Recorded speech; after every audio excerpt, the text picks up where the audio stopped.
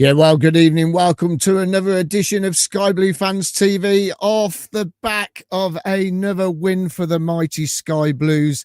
Yes, could they do it? Could they be the only team in the championship in 7 days to win 3 games on the bounce? It can be done as we travel up to Sheffield Wednesday this weekend. Packed out show for you tonight. We're going to talk a little bit about yesterday's game. 4 goals for the mighty Sky Blues. That's 22 goals now for them. Absolutely amazing start. 8 games, 22 goals. What more could you ask for?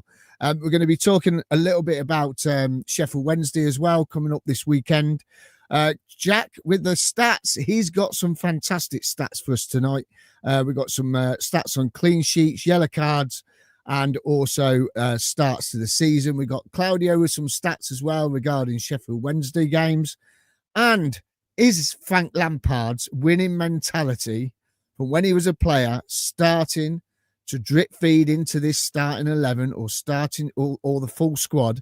Are they starting to believe that they are as good as teams, the likes of Leeds last season, Ipswich the season before, Sheffield United, all that? Are this team starting to believe that they are good enough and to make every team come into the CBS or when we turn up to play them to become really scaremongers? Because I'll tell you what, last night has really stamped something down on this league and what Coventry is all about. So we're going to talk a little bit about that throughout the night for you. So let's get the show going. And we've got Spot the Ball as well. So let's get the show going. Let's bring in the lovely Vicky. Good evening, Vicky. Good evening. Good evening. Good evening, Jack. Evening, everyone. He's probably in holiday mode, so we probably won't only get his stats out of him tonight. And Yes, good sir. evening, Claudio. Buonasera. All good, everyone? Are you all happy? Have you had a good day at work and rubbing it in the faces of Birmingham City fans and also Millwall fans today? Yeah, it took me an hour. I let him stew for about an hour before I said something. And then he did that look where he pretended he didn't know the score, which I knew he did. And then he admitted he watched some of it as well. Well, we were there. We weren't there last night, unfortunately. Couldn't make that one. But yeah, we certainly definitely watched it. And that's the main thing. That is the key. So we know what we're going to be talking about this evening. But first of all, let's get Spot the Ball up. Here we go. It's the winning goal. Well, the third, was it second goal? Get it right. Second goal. Get it right. Second goal last night. Hadji Wright's header. Absolutely cracking goal. What a great team move. Absolutely superb. I'm going to talk about that a bit later on. We've got a video. So it's very much like a certain goal in 1987. And we're going to have a little chat about that. But get your guesses in. You can win yourselves a Sky Blue Fans TV mug this evening. I've just noticed there's an issue with Facebook. So if anyone is trying to watch on Facebook, I'm afraid you're going to have to go over to YouTube. It's not at our end. It's something to do with our streaming service. So I'm very sorry if we're not on Facebook this evening by the looks of things. I thought it was playing up earlier. Let's get your guesses in then. Vicky, have a go. Where do you think your ball is tonight? Oh, so rubbish at this, aren't I? Number 5. Also, I've got the wrong glasses, so I can't actually see the numbers very well either. Okay, number 5. What about you, Claudio? I'll go number 9. Number 9. And Jack? I was going to say 9. I'm going to have to say 10 now, aren't I? Okay, number 10. Right, so get your guesses in, guys. Have a little go and Spot the Ball tonight. Loads of comments coming in already, which is absolutely fantastic. By the way, I had a lovely delivery to my front door this afternoon. Had this shirt delivered by the club shop. Absolutely nice. You're going to share it around? It came from the club shop. I had it delivered. There you go. Right, let's get on to last night then. Because Claudio and Vicky spoke mostly from 45 minutes last night. Blimey, I thought you weren't going to shut up, you two. You couldn't shut both of you up. It was going on and on and on. I'm going to come to Jack first because he hasn't had a say yet. Jack, first of all, first half, what did you make to it? I will preface all of this by saying I watched the game while playing pool in a pub, so I was glancing at the telly, glancing and playing the shots. So I haven't watched the full match. I've also seen the extended highlights in case I missed anything. So that's where I'm drawing my knowledge from. The first half, I thought we had the better of the first half. I thought it was quite tight. We did deserve our lead. I think that was a penalty. I don't know what anyone else thought. I didn't watch the show last night, so I didn't hear your thoughts. I thought it was a penalty, and then for Victor Torp to not score was extremely unlucky. But also that was then a corner, was it not? It clearly deflected. I mean, the ref had a lot to decide on, and it should have been that it was a penalty. Thankfully, the referee, I think that was possibly the only mistake he seemed to make during the game. There was nothing too much wrong that I saw the ref do, to be honest. Please correct me if I'm wrong. But at least it didn't cost us the game. That's the main thing. But going in at half-time, 1-0 up at the Den, who's not happy? You going in leading at half-time is never a bad thing. Yeah. I mean, totally agree. First half, to try and go in at 1-0 up, or even if we went in at 0-0, it's still a good start to the game, to be honest with you. And as soon as we kicked off, we were second in the table anyway. It was pretty good. The commentators, when it was playing, he goes, yeah, if they get a result tonight, they'll be second in the table. I thought we are anyway, because it's 0-0 when we kicked off, like Claudio said to me on the phone. Vicky, what did you make to the first half? Yeah, I think it was just a professional performance. I think we spoke about this a bit last night, and we were saying that this season we've really just got into a situation now where they're just finding a way to deal with the opposition. I think Millwall. I mean, I was reading their sort of Millwall pages, and their fans are giving them a lot of stick. I thought to a degree they were unlucky. I mean, on another night it could have been 4-4 because they had chances, and last season it probably would have been 4-4 because we just weren't dealing with those situations as well. But I thought that that we basically controlled it. That they probably gave us the biggest test in getting behind and actually dealing with chances, because some teams have created nothing against us at all. They actually did create some opportunities, and we just dealt with that. And then Asante worked hard to get that little opportunity, didn't he? And that was great. And then I think once we got the lead, just felt it was comfortable from them. Yeah, I mean, in the first half, I think Millwall didn't offer as much as they did in the second half, which we'll come to very soon. But I mean, first half, I thought we were sort of mainly in control of that destiny of going in at 1-0. I think the way we played. I think I was a bit like Claudio. I listened to the show this morning from last night. It was a great show, by the way. Well done, both of you. Absolutely superb. And I was like Claudio. I was sat with Will, and we went, "Had you right? It's not giving anything here." and then I think I texted in the group, why didn't he pass that out to Brandon Thomas Asante instead of playing it to the right to Sakamoto? And then all of a sudden, Brandon latches onto a mistake, takes it wide, and you're thinking, is he going to bother passing it? Because he didn't pass it. But fair play to him. He's gone wide. He knew there weren't a shot on. He's cut it across the goal. Sakamoto was running in on it as well. And also Haji Wright, which I think last season, Vicky, I think you might agree, is that none of our strikers sort of gambled on those sort of crosses, did they, last season? So it worked. It paid off, didn't it? I think ever since Frank's come in, that's been one of the things that he obviously pushes. Because we did see a little bit of it after he came in, that he's always talking about people getting into the box. We scored a lot of people. I mean, you'd expect the strikers to be there, but people like Sakamoto, Radoni, Torp, Eccles have all benefited from that sort of what appears to be an instruction to get into the box for opportunities, and that, I mean, that's serving us well, isn't it? Because the goals are coming, and we're got nothing to complain about in that front at all, haven't we? No, definitely not. And Claudio, I mean, you said that, I think on the show last night, you were really pleased with BTA's performance again. I mean, he's certainly trying to, take a spot in the team, in the starting 11, isn't he, at the moment? He's looking like the player that me and you were excited about when we signed him. We said we needed that busy forward player who's going to be a nuisance, and he didn't really settle in, I think, last season. But this season, it's so much better. And he's just lively, isn't he? He's very lively. He wants the ball.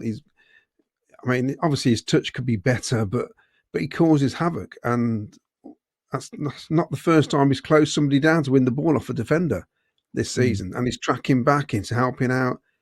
Just a really good performance. I mean, I've written loads of notes on yesterday's first half, and it's interesting that we actually controlled the game with only having about 36% possession of the ball, which is bizarre, basically. We just stood there waiting, and as soon as Millwall made a mistake, we just tried to get forward quickly, and it obviously works, the system that he's doing.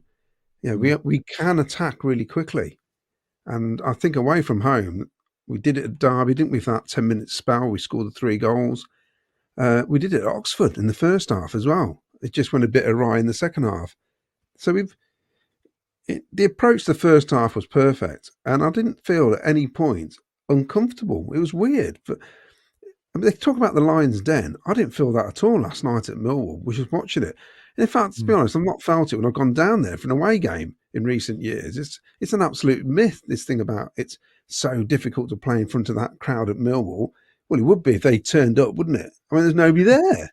I just thought, I couldn't believe it. From midweek game under floodlights, surely going to turn up for it. But I think that was a solid first half, a really, really positive first half as well. And we seem to be cutting out a lot of mistakes. In fact, any loose passes last night, I think, was possibly from our forward players, if anybody, because the defenders, Bobby Thomas and Liam Kitchens, the passing, although it's not brilliant, they're cutting out those silly balls where it doesn't get to anybody and it gets cut out by a forward. And I've said this before, the less time Bobby Thomas spends on the ball, the better. Just give it to Grimes, basically.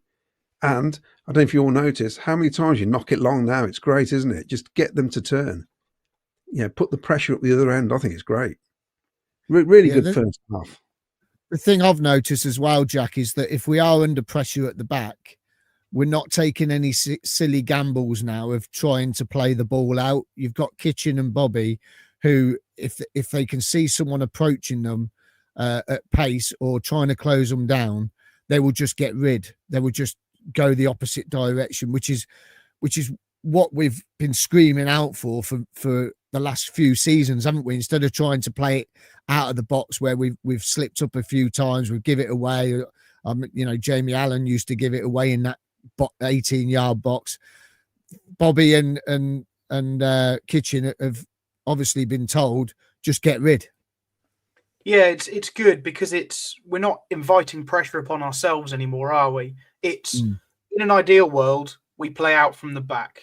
If you've got pressure, you either play it quickly in the direction you're facing to the fullbacks or Grimes, or if that's not on because of the position your body's in, get rid. And like you say, sometimes if we're really under pressure, they will just whack it into row Z out the way they're facing, which I would much rather the ball be in row Z than be at the feet of our opponent, because they can't score from there. Then we can get back and, we can get players back into position, regroup and defend from whatever set piece situation that they bring to us. So, yeah, it is fantastic. And I will say, you're saying about sometimes playing out from the back, it wasn't working. Fads was susceptible to that sometimes, because he was very much, we have to play out from the back all the time. And a lot of the time was great, but he was a culprit sometimes for inviting the pressure on a bit too much. Yeah. Yeah. Now, listen, everyone who's watching tonight, give us a thumbs up. If you're watching on YouTube, wherever, give us a thumbs up. Don't forget to give us a subscribe as well and give us a like on YouTube. It'd be much appreciated. Also on X and Facebook as well. Let's bring up Spot the Ball again. Here we go. If you haven't had a go, everyone who's watching, if you just turned up to the show, welcome to Sky Blue Fans TV. Here you go. Have a little guess. Where do you think the ball is? Absolutely cracking goal that was last night. What a move. What a team goal that was. That was just, if that was the Premier League, that goal, it would be on Sky repeated all day today. That's how good that goal was last night. So get your guesses in. Have a little go there as well. So Vicky, first half then. For me, Grimes, I don't know about you, Vic, but Grimes for me is just you don't even know he's there, do you? He's that player. He's just that sort of player that you think he's just unbelievable, isn't he? He's just so calm. He's calm, controls it. And it's like when he had his interview when he signed for us, he says he likes to get the ball and control the pace of the game. And that's what he's been doing, hasn't it? Yeah, he's just like the glue to our team now, I think, isn't he? He's just a person, like, he's... And actually, we've just spoken about, like, cutting out mistakes, being calmer, being more controlled. I think most of that comes from him. That he sort of exudes that, and it's spread across the team now, where he's always there as an option. And I mean, you can barely ever think of him giving the ball away, and the very few occasions he ever does, he's always there to win it back again. And just keeping the ball moving, looking for opportunities, and just one of those people that makes it look really effortless. And a lot of people probably don't appreciate actually how important that role is. I think it's no surprise that him playing as well as he has this season is part of why we're seeing what we're seeing this season. Not conceding goals from open play, winning games, just generally controlled performances, and I think a lot of that's from him and what Frank probably signed him for, what he saw, because most of us had seen him play for Swansea and admired him from afar, and he's brought that to our club now, hasn't he? And hopefully the missing jigsaw piece that we've been looking for. Yeah, no, agree with it all. And Claudio, I've got to give mention to Rushworth, because his presence at the back behind Bobby and Kitchen he's very commanding, isn't he? And I think a lot of that in the first half sort of fed into the back line, didn't it, really? Because he was sort of, he's there, but Bobby knew that, I'm going to protect him all I can, but I know that I've got someone solid in the goal. In the first half, he came out and caught on in amongst the glut of players. I thought it was pretty impressive. He was brave, got hold of the ball. He then tried to move it on quickly. I think there's one throw out which is a bit too far for BTA. But I like that part of his game as well. He rushes to the edge of the box. He looks to see if he can get it out quick. He came with a big reputation, didn't he, as a young keeper? And we tried to sign him for $5 million. So we obviously do value him. So if you're paying $5 million for a keeper, it's a strange one when Dovin, you expect him to come back. That's a lot of money to spend on a keeper if he's going to be sat on the bench as well. So, but I think the last 3 games, he's definitely just improved, I think. He's made a couple of saves. He made 2 or 3 really good saves in the second half yesterday. But it's what was needed, because we've been struggling for keepers, really. I know Dovin had a better second half of the season before he got injured, but it's been a while where we seem to have a really solid number one, and of course, it's like you said before, if you're going to get a keeper and loan one in and get one from a Premier League club, because surely it's going to be a good prospect.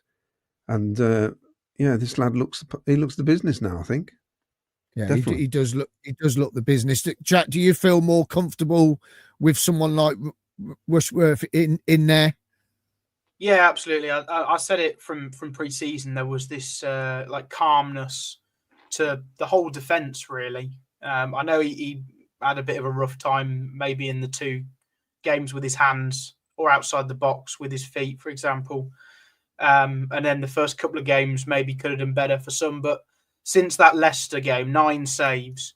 We said it with Dovin last year. We had one game where he came back into the side and basically saved us, as Rushworth has at Leicester, and that's it. They're kicking on from here. So hopefully, 3 clean sheets in a row is fantastic. And that is not only down to the defence, it's the goalkeeper as well. I know it's supposedly just the goalkeeper. The defence are a massive help, but Rushworth has really earned those 3 clean sheets in those last 3 games. And to be fair, Jack, it's difficult to get 3 consecutive clean sheets in the Championship, mate. Yeah, so I've got a couple of stats on this, actually. I was looking at. So it's the first time we've kept 3 clean sheets in a row since November 2023. We drew 0-0 with Stoke at home. We beat Millwall 3-0 away. And we beat Plymouth 1-0 at home. So that's the last time we had 3 in a row. It was 2 years ago. Last season, we only managed back-to-back clean sheets twice. And that was after we dropped Brad Collins after the Portsmouth game. Dovin came in, kept back-to-back clean sheets. We then conceded one at Cardiff and then Norwich. And then he kept back-to-back clean sheets again. So it was 4 and 6 last season.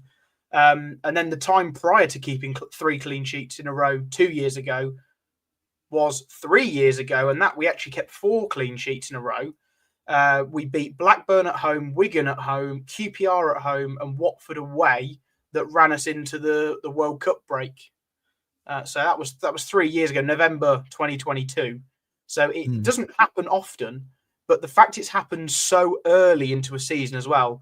It happened yesterday, obviously 1st of October, but before the second international break, to keep 3 clean sheets in a row and 5 in all competitions, if you want to count the cup game, in 10 games is absolutely fantastic. And we need more of it. If we're going to be challenging for automatics, clean sheets are what's going to do it for us. Yeah, definitely is. And guess what? No, I don't know if you knew this, but no home team won in these 2 days of fixtures, Tuesday and Wednesday. Not one home team won. I mean, that's just madness, isn't it? That is absolute madness. That's because we weren't playing at home. Yeah, otherwise it would have been the other way around. Yeah. Right then, let's come on to the second half shortly. Let's get some comments up then, because there's loads coming in. Claudio, are you ready? Yes. Saturday night, hi all from sunny Tenerife. The improvement in the whole club in the last couple of years is amazing. Lampard has took us to a new level and everyone is on board. The energy from the stands is fantastic. I wish I was in Tenerife. I know. Yes. Gary Stone says, has you right 7 goals, Sheffield United 3.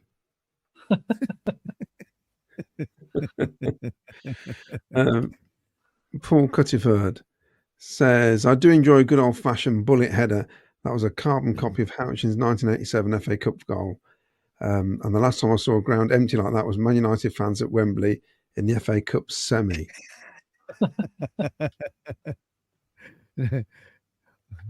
Yes.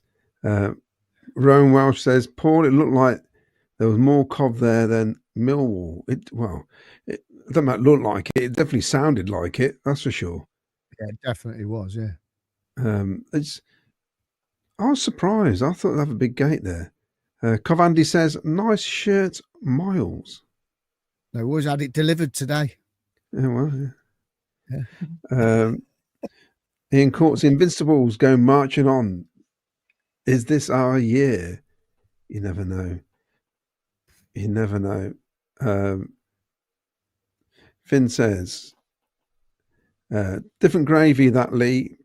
Premier League stuff. I think he's talking about the goal. Definitely. Wes Handley.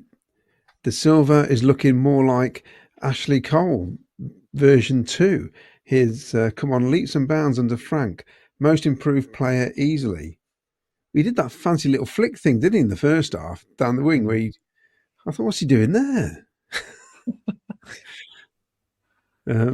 He's trying all sorts of stuff now. Richard Hanna, I think the players have believed from the start of the season. It's us who need to start believing. I think you're right, Richard. We spoke about that last night, didn't we, Vicky? How we probably need to just believe it could happen. Paul Stratton, what a win. Even though we're not at our very best, clinical. Hope we have a competitive team fit for Saturday. I mean, I was looking at the stats, Miles. Millwall made 200 more passes than us, I think. Their possession was mad as well, wasn't it? Yeah, it was. And their passing was more accurate than ours. I think maybe because we were going long ball a lot. So a lot of the passes just went out of play, I think. But, it worked in the end, didn't it? It's exactly what we wanted. Lee Beckett says, people watch the City Unseen, KKH, kiss the badge. Oh.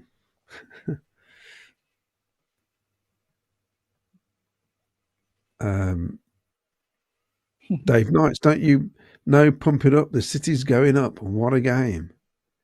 Plenty of guesses for the spot the ball. Mark Patman. Evening, guys. Coventry are playing as good as any team in this division.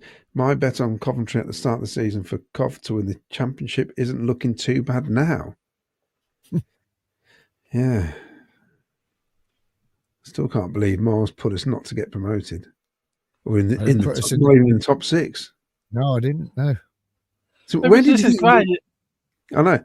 So where did you think we would finish? 7th. I mean, there's nothing to say you might finish 7th yet, to be honest, because it's only 8 games. Yeah. But, you know, what I love this season, says 40, is clearly everyone wants to play for each other. Also love the fact Lampard showed he can change it up to close the game out. Pure class.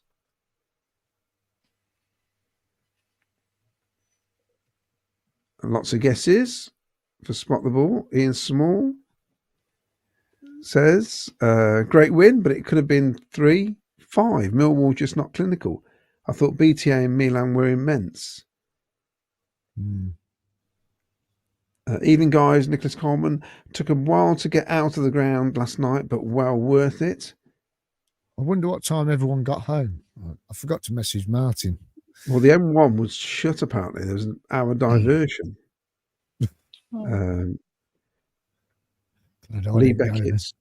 Lee Beckett says the pen wasn't given due to Torp getting 2 shots off.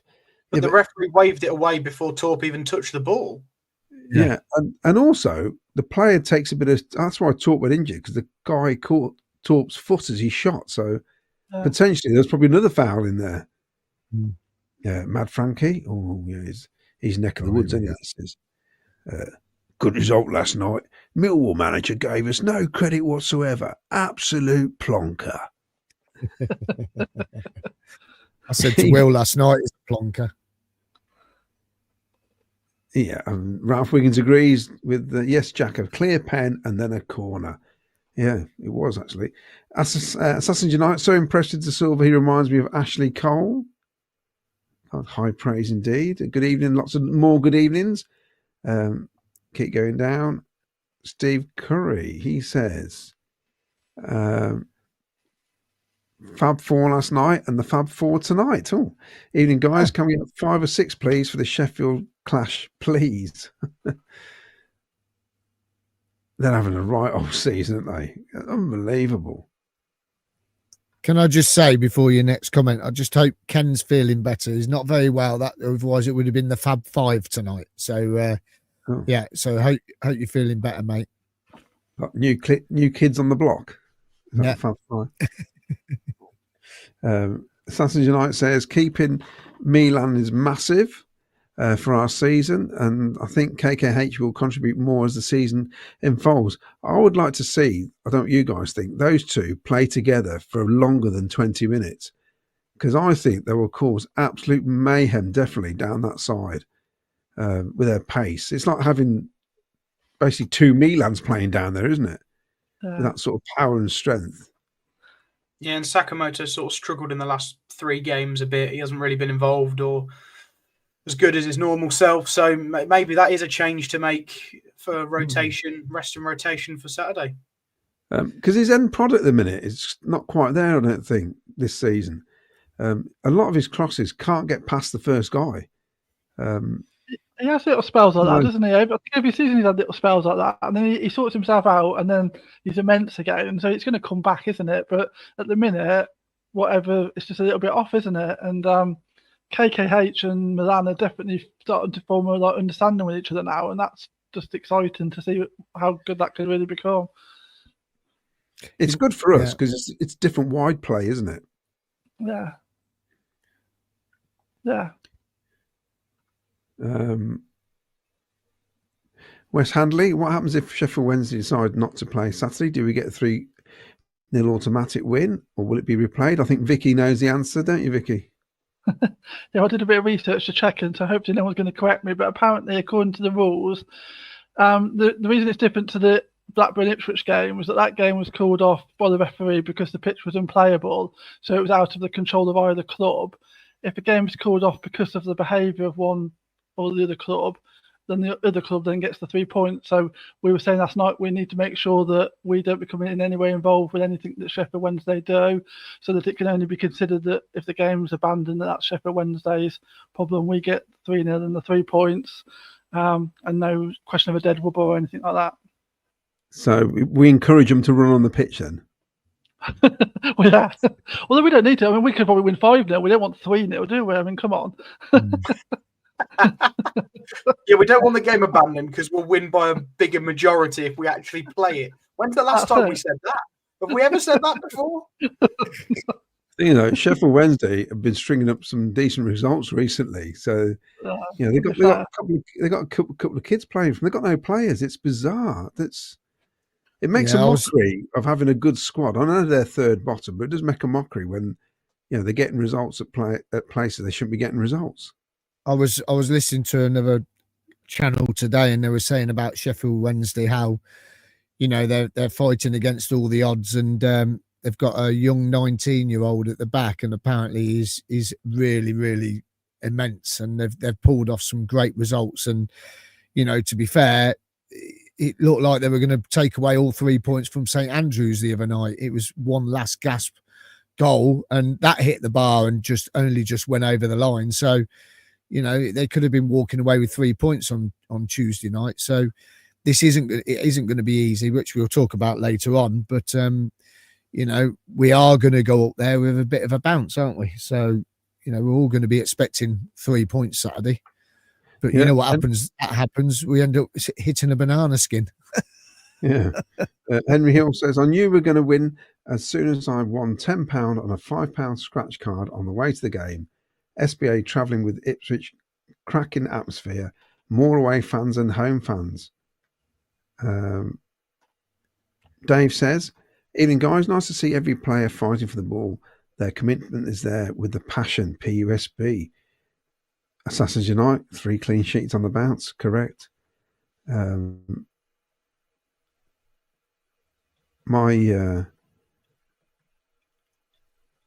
I press to show the comments, it's just a bit slowed down. I don't know why.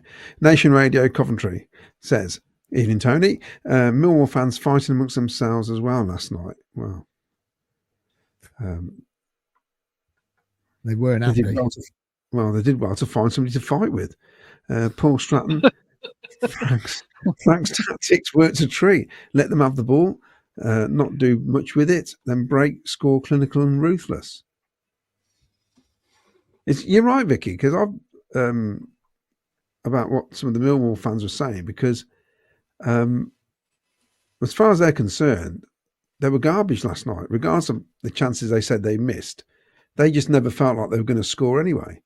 Yeah. So it's interesting now. You're looking at a different viewpoint. We're thinking they had chances. They're thinking we're garbage. So, you know, maybe they were. With lost 4-0 at home. Pagagon, we defend extremely well as a team, even though they had a lot of possession. We allowed them, but stayed composed and attacked as a unit.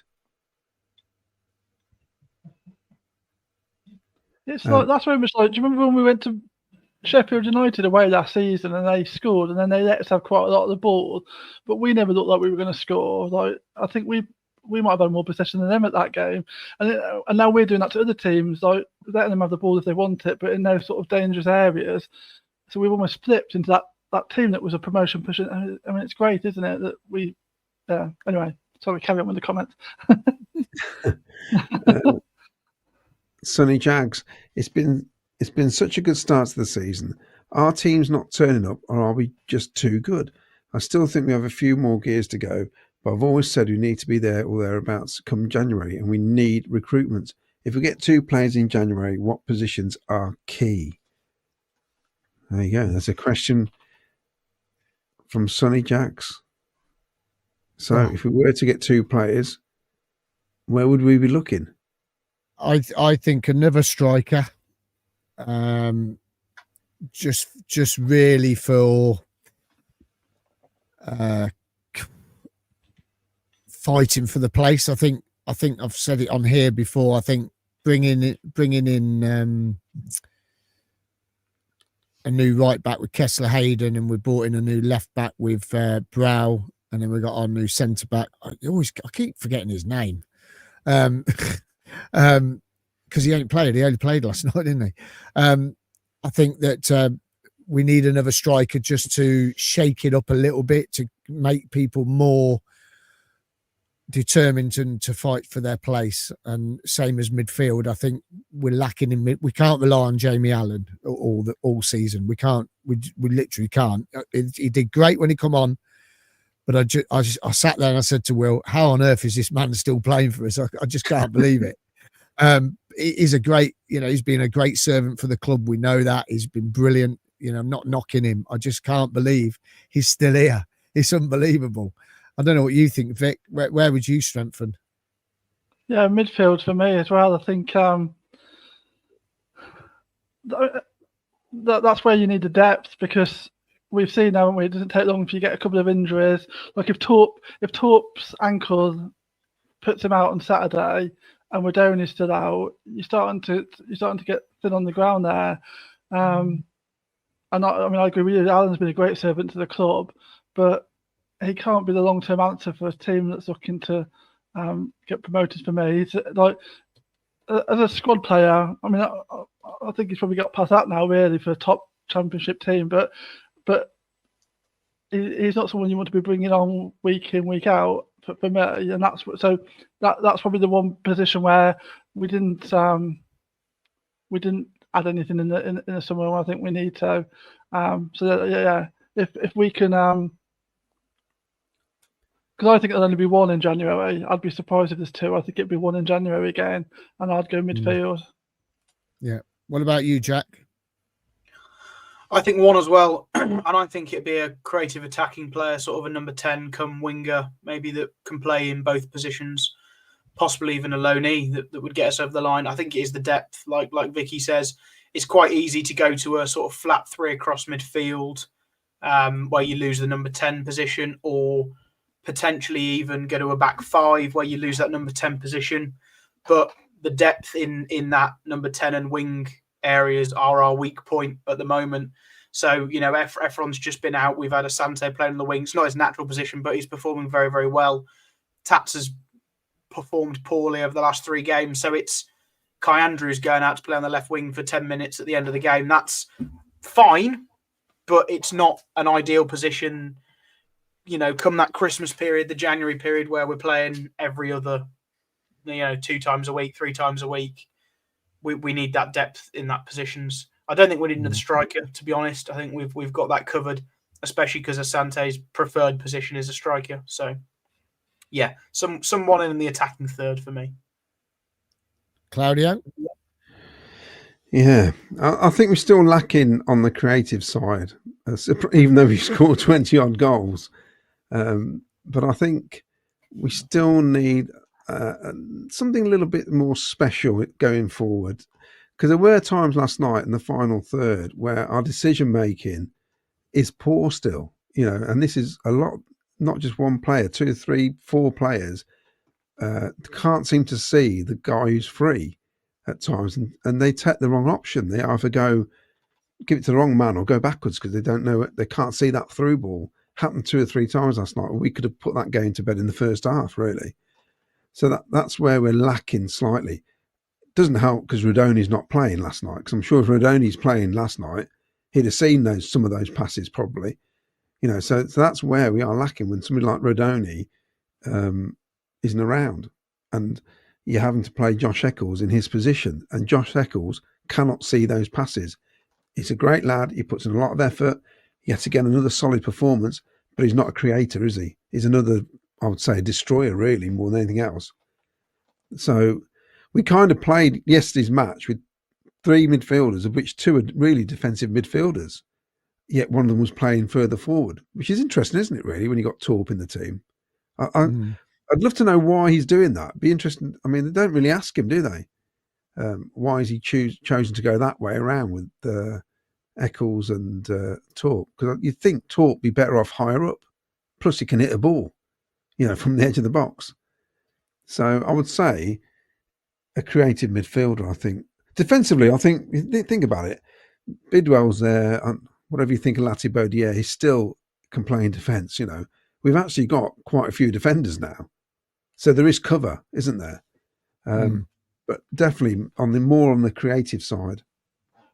So, it could be a forward who slots into midfield, that kind of creative, like an Adam Armstrong type forward, or a Matt Sheffrey, say, that kind of forward, where they can, as was it Jack who said they can play out wide and come inside as well. It can do a bit of both. It's a good position to be in, isn't it, at the minute, I think. Yeah, really good position. Before we go on to the second half, just a couple of things I want to bring up. Coventry City Fans Forum, the Old Shepherd, Thursday, 16th of October. If you go in the description on YouTube, I've also put it up on X tonight and also on Facebook on our pages. There's a link there. You can get a ticket. It's free of charge.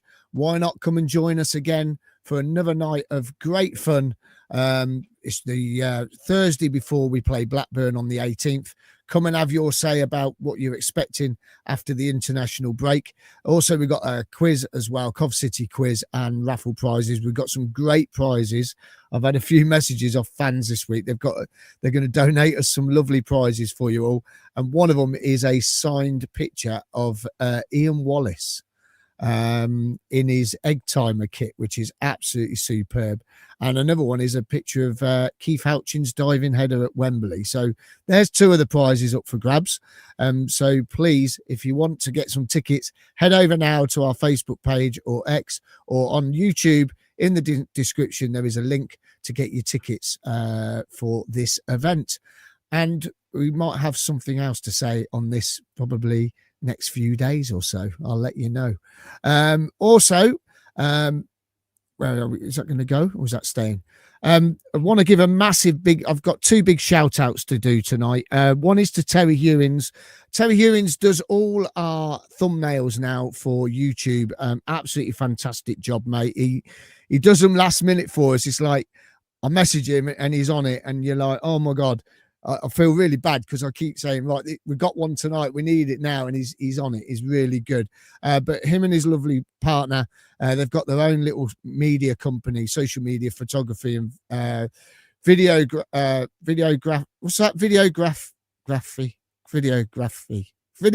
and web design.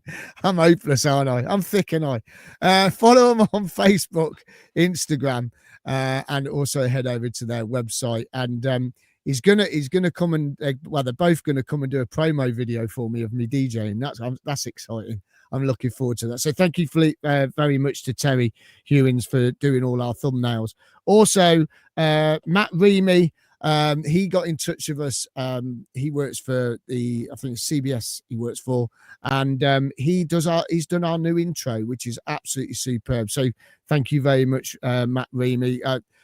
We couldn't do this channel without all you fans. You've been absolutely brilliant. And I know we keep saying it over and over again, but it's lovely how you message us on social media, you email us, you talk to us at the ground, you give us ideas, you give us, you want to help the channel out. It's brilliant. Thank you so, so much from all of us here at Sky Blue Fans TV. And we do mean it.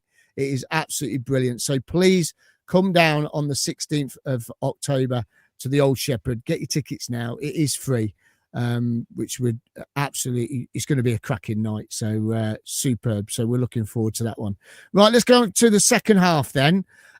We've got a video of the second goal. We want to talk about this because this goal, the movement is virtually identical to Keith Houchin's goal in 1987. And I've had to watch it over and over and over again. And it really is virtually identical. Okay, he's not diving as much, but the way the goal came about, it's like as if they were watching the 87 Cup final this week and thought, we'll try this in the game because it is that good. So we've got a back-to-back video, and this was courtesy of Covcept, wasn't it? So it's been on social media. Covcept, he lends us all the kits and that at the beginning of the season, so we can talk about those. So thanks very much. Here's the video, and we're going to talk about this goal in depth, because this goal, if this was Premier League, they'd be raving about this.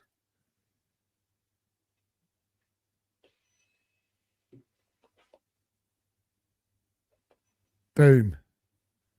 I mean, Come on. I mean, let's watch that again. Watch Hadji Wright and Keith Ouchin. The way they lay it off, the way Hadji turns, Keith Ouchin turns, and the cross comes in.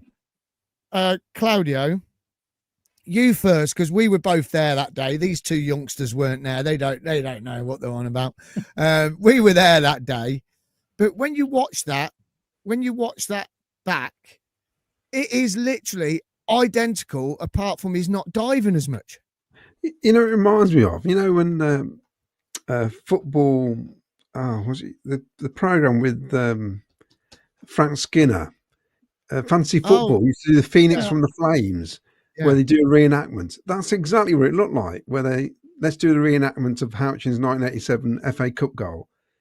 Absolutely brilliant. But what fantastic centre forward play that was. This is why me and you were going on about it when we first signed him. Stop playing him as a left winger, play him down the middle, because he can do that. And it's just a brilliant goal, wasn't it? Just brilliant. The cross as well. Have you seen the view from where the cross comes from as well? The way it bends round. It's just a wonderful goal. Absolutely, you're right. If it was Premier League, they'll be showing it. I've seen it once on Sky today. That's it. In fact, I put the Sky on earlier and thinking, the Premier League show, the Premier League this, the Premier League that. It's just does your head in, doesn't it? And then I tried to flick on the highlights. I couldn't even find the highlights, but I could find Birmingham City highlights, of course. Well, you will do, won't you? Because they've got the Hollywood derby this weekend, haven't they? Tomorrow night. Yeah. But I mean, Claudio, the way when you watch that video, the way Keith Ouchin knocks it on and turns, the way Hadji knocks it on and turns, it's identical. It is literally identical, isn't it? Yeah, I mean, I thought it looks like the 87 goal. When I saw that today on the X or Twitter or whatever you call it, I thought, flipping out, that is virtually identical. Just brilliant, absolutely brilliant. And isn't it great when they move the ball quick? It's just wonderful to see. That's why I like fast football. No piss farting about, excuse the language. But, it did feel like at one stage, that's how we wanted to play football, especially before Frank came in. That's what you want to see. Quick football, passing it quick, one touch, get it moving, get it in the box. Who doesn't like crosses in the box? Everyone likes to see cross. It's funny now, we're getting long balls all of a sudden coming back in, long throw-ins, goalies smacking up the pitch, route one. And apparently they're inventing football again this week. He'd be loving it, wouldn't he? Yeah, it's ridiculous, isn't it? We've all gone, now sod this pep ball nonsense. It's boring. People are realising now it is boring. I'm sorry, it always has been boring. I want to see the ball in the box. The thing is, though, what a great ball out. I think it was Kitchen that played the ball out wide to Milan. Absolutely superb, pinged it right out. But for me, as you say, we were saying this not last season, the season before. We were signing wingers, and we said, why doesn't one team just start playing with wingers, and then every team will follow them? And we've started doing that. Look at last season with Rodoni with his headers, with Rodoni with his crossing, with EMC with his crossing, Sakamoto with his crossing. It has been a breath of fresh air. Look how it was when Dave Bennett used to play and all that, and the balls were coming in, and David Smith, and all those balls were being crossed into the box, and Cyril was latching onto them. Dion Dublin was latching onto the headers and all that sort of thing. We have gone right back to that, and it is so entertaining. But what makes it so special is that, like you said last night, second half, they came at us. They couldn't come out any worse than they were in the first half. We soaked up, 10 minutes of pressure from them? Yeah. And then all of a sudden we got a foothold in the game again, and we went and did a move like that. And to get a goal in that manner, when you're soaking up all the pressure, your keeper's making a few good saves, the defenders are blocking it, which is what you want. You want them on the line. To go up to just catch them like that, up the other end, bang. That's how you score a goal, isn't it? It is literally bang. Well, and the thing is, Miles, how many seasons have we gone, we just need to come out now, second half, just keep it tight. Oh, we'd let them score after 2 minutes. Thinking, flipping hell. Sometimes we said that in the first half. I know, you just think, but we look solid. I mean, the change, I think Me and Vicky spoke about this last night. Torp was obviously struggling, and I think that first 10 minutes he wasn't covering any of the ground in midfield. It was way too open. And Alan coming on did make a difference last night because he had the energy to cover the ground. So it kind of plugged the gap, I think. But you're right. It was a great way to basically win the game. 2-0 was enough last night, to be honest. Yeah, that was it. Their heads had gone then, isn't it? Their heads had gone. I mean, Vicky, I noticed it was it reminded me a bit about the Birmingham game when that second goal went in. We then really grabbed hold of the game, and we were sort of trying to wear them down a little bit, weren't we? But what was your take on that goal? It was superb, wasn't it? Oh yeah, class, wasn't it? And also just ended. I think because we just discussed then that they did come out and they were having a bit of a go at it, and I think because we were having to deal with the situation with Torp and then Alan just getting slotted in, they did have that sort of 10 minutes at the beginning of the second half, and then we scored a cracking goal, and it really then just like their heads went down then, and that just ended their like hope of the game, and then we were just comfortable again. And so there was just that little 10 minutes where we maybe just a little bit worried, or we're just getting ourselves sorted, and then we just had it under control again after that. And then the extra goals after that are just all the bonus, aren't they? I mean, it was weird because it didn't really feel like a 4-0 game. It's a weird scoreline, but we just keep on scoring. And I think there's a lot of credit for the fact that we're winning games, and we've clearly got a game won. It's the same as the Birmingham game. We've clearly got the game won at 2-0, but we're still prepared to push forward and look for more chances. And so the same as Torp making all that effort to get on the end of the ball for the third against Birmingham, we've still got players pushing forwards for like goals late on in games that have won. Like that effort for 90 minutes is going to stand us in good stead over the season, isn't it? That willingness to just keep on going towards us scoring goals, so that the opposition can't score goals if we're in their penalty box. So that's great as well. I mean, Jack, Vicky really hits the nail on the head there. We keep going and going and going. And it's like, if you're going to get out of this league or get out or do well in the Premier League or whatever, like all the top teams do, that's what you've got to do. If you go 1-0 up, you go for number 2. If you go 2-0 up, you go for number 3, and you keep going and going and going. You kill teams off, don't you? You know, look at Leeds last season. They were absolutely ruthless in front of goal against every team. They were ruthless, and we were scared of them. We're starting to have that mentality, but she's right, isn't she? That we've just got to keep going and going and going and have that killer instinct, not just settle for a 2-0 or 1-0. We've got to have that killer instinct. Yeah. 2 games spring to mind instantly. Carrow Road in January, 1-0 up. BTA has a chance to put us 2-0 up. 90th minute, we're 1-0 up. We lose game 2-1.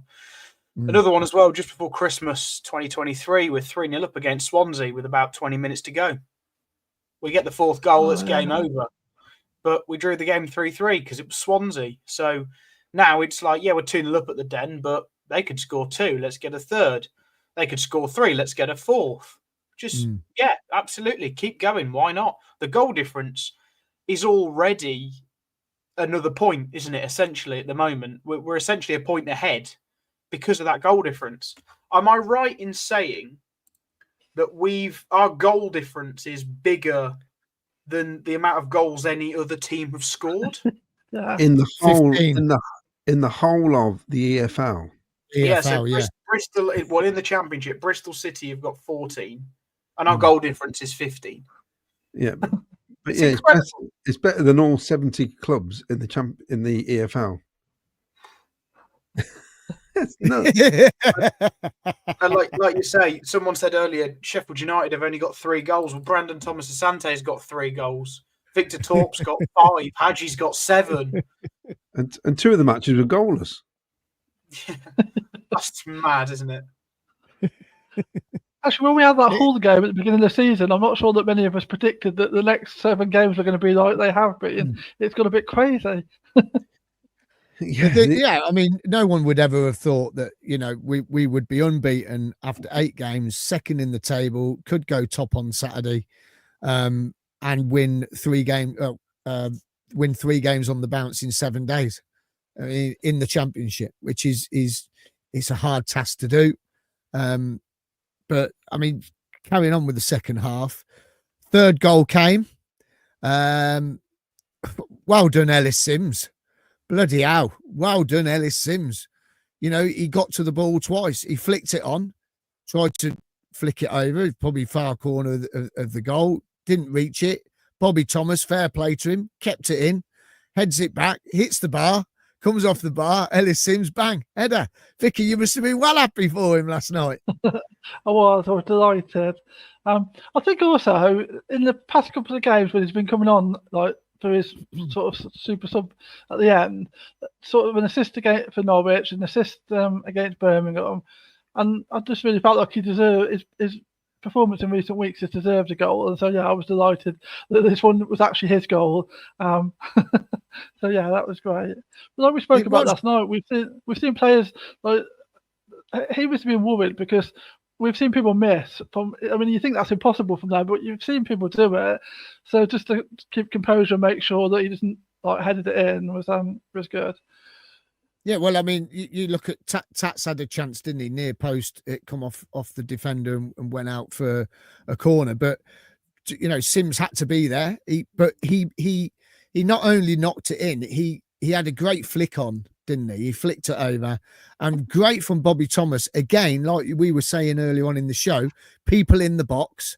He's not given up on it. Again, it's that mentality that the team, well, the management team are drilling into these players is do not give up. Bobby Thomas didn't give it up.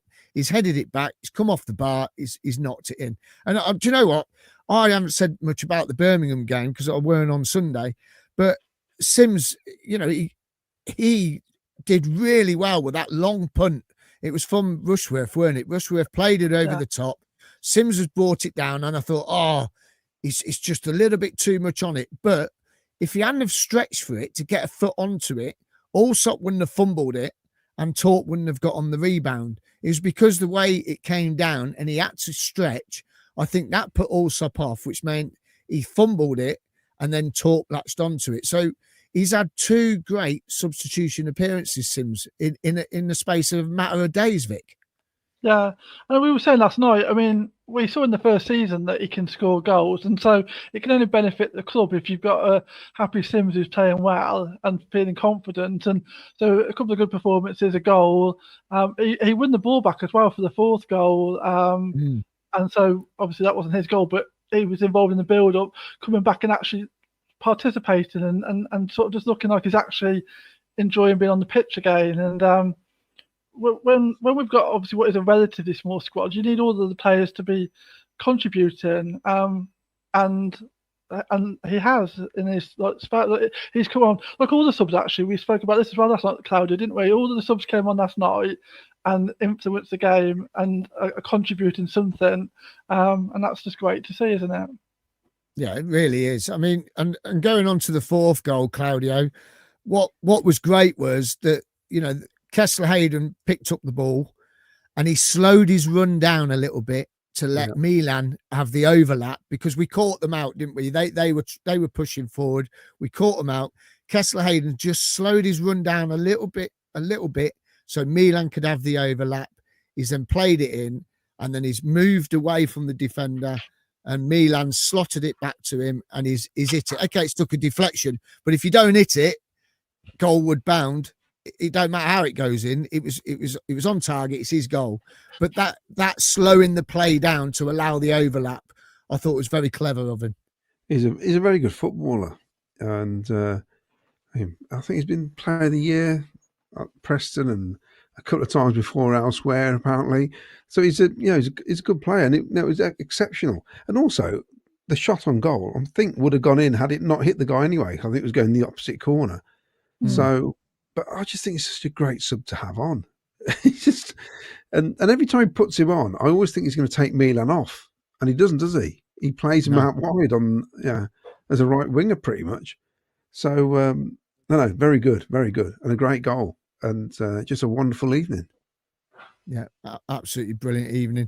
I'm just covering Jack's face up at the moment. Don't forget to give us a like and subscribe, and hit the notification button as well. So when we're going live, you'll be able to get our stream straight away. And by the way, last night's show, guys, I think we had more watchers last night than you did at CWR. So congratulations on at the same time. So well done for that one. Absolutely brilliant. Right then, Jack, 4-0 then to the mighty Sky Blues last night. I'm going to come to you about Millwall's chances because it reminded me a bit of the Norwich game, us attacking Norwich. It just wouldn't go in. There was a force field around their goal. Rushworth in that second half, he made some crucial saves, didn't he? Yeah, it was brilliant. It was the Norwich game when we were 1-0 down. I said to my dad, felt like 30 seconds, I said, it's not our day, is it? It's not our day, is it? And I was almost saying the same thing for Millwall, just saying, it's not their day, is it? They're just not going to do it. And that was even at 2-0. It's like, they're not going to do it. Then we got a third. Then they had a chance. Yeah, they're just, it's not their day, is it? And then we got a fourth. Then they had another chance. It was like, they just, it was one of them that I almost knew we weren't going to concede a goal. I don't know why. You get that feeling, don't you, that no matter how hard they're trying, no matter what's happening, it just ends up in Carl Rushworth's hands or with Kitchen clearing his lines. It was perfect. And again, like I say, 3 clean sheets in a row. It's fantastic. It is phenomenal. And it's thanks to everyone in the team, not just 1 or 2 individuals. It's down to everyone. And we did deserve it. You know, another Millwall fans might be sat there going, we're hard done by. It could have been 2-1. If it was 2-1, we wouldn't come out of there moaning. We go, we've got the 3 points and tight game and we edged it. But another day, it's 4-0 and we're on the good side of that for once, which doesn't seem very often. I know it's quite often recently, but as a general rule, it's not very often, is it? So let's enjoy it while we can. Let's keep the momentum going. And who's the challenge in the league then? Who's the one that's going to bring a genuine challenge to us? Because we haven't looked like losing any game really. Maybe Leicester when Mavadidi went through, but even then, it didn't look convincing. So I'm waiting for the next challenge. Who's going to be it? Is Sheffield Wednesday going to be it? On the paper, it says no, but you don't know, do you? No, you never know. And do you know what? I'm trying to keep my feet really firmly on the ground because you guys know what I'm like. I get very excitable. I go over the top because I'm like, yeah, we're going to do this, we're going to do that. And then it all goes wrong. All the wheels come off the bus and it all goes horribly wrong. So if I'm coming across as if I'm not really excited, I am excited. Trust me, I am very excited, but I'm trying to keep my feet firmly on the ground at the moment. And it's a very exciting time to be a Cov fan. I watched Alex Craig's video today and, you know, he's saying the same. It's the most exciting time to be a Cov fan. And if we can come away with 9 points in 7 days, that would be phenomenal going into this international break. And the international breaks probably come at the right time for us just to get a bit more fresh legs and get some injuries back. It could just come at the right time for us, which happened a few years ago. I think it was the season we got to the playoffs final. I think we had a few injuries before the World Cup break and it came just at the right time for us, if I remember. So, you know, this could be it, but I'm keeping my feet on the ground. Will keeps winding me up, my lad. He just keeps winding me up. He says, you said this squad's not good enough. It's not big enough. It's not deep enough. I'm going, it isn't. It isn't. I'm keep saying it. I'm just going to keep saying it to myself. But yeah, brilliant. I mean, absolutely fantastic last night. I'm so chuffed. And I want to ask you all a question before we go on to Jack's stats. This season, the way we have started, do you think this is down to the guys with Frank, the team he's got in the backroom staff with their winning mentality, especially Frank Lampard? He was always he always wanted to win. He never wanted to lose. He always wanted to win. It's like Mowbray said again when he was on Sky against we played Leicester. He said it looked like both teams didn't really want to win, you know, make a move. They wanted to settle for a draw, but he always wanted to win. Do you think this performance then, over the last 8 games, come to you, Vicky, first, is down to the winning mentality of Frank and the rest of the team drilling it into the players that we belong at the top of this table or near the top of this table. We can do a Leeds, we can do, an Ipswich, we can be that good. And they have now got that mentality into getting it right they probably haven't got it all in there yet, because I don't think we've come out of second gear yet. I think there's still more to give.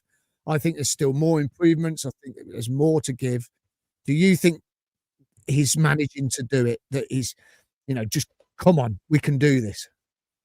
Yeah, I think because I said on Sunday, I actually think one of the biggest changes that Frank's made is that sort of what you need to do to be successful. Like, he maximised his career, Frank, didn't he?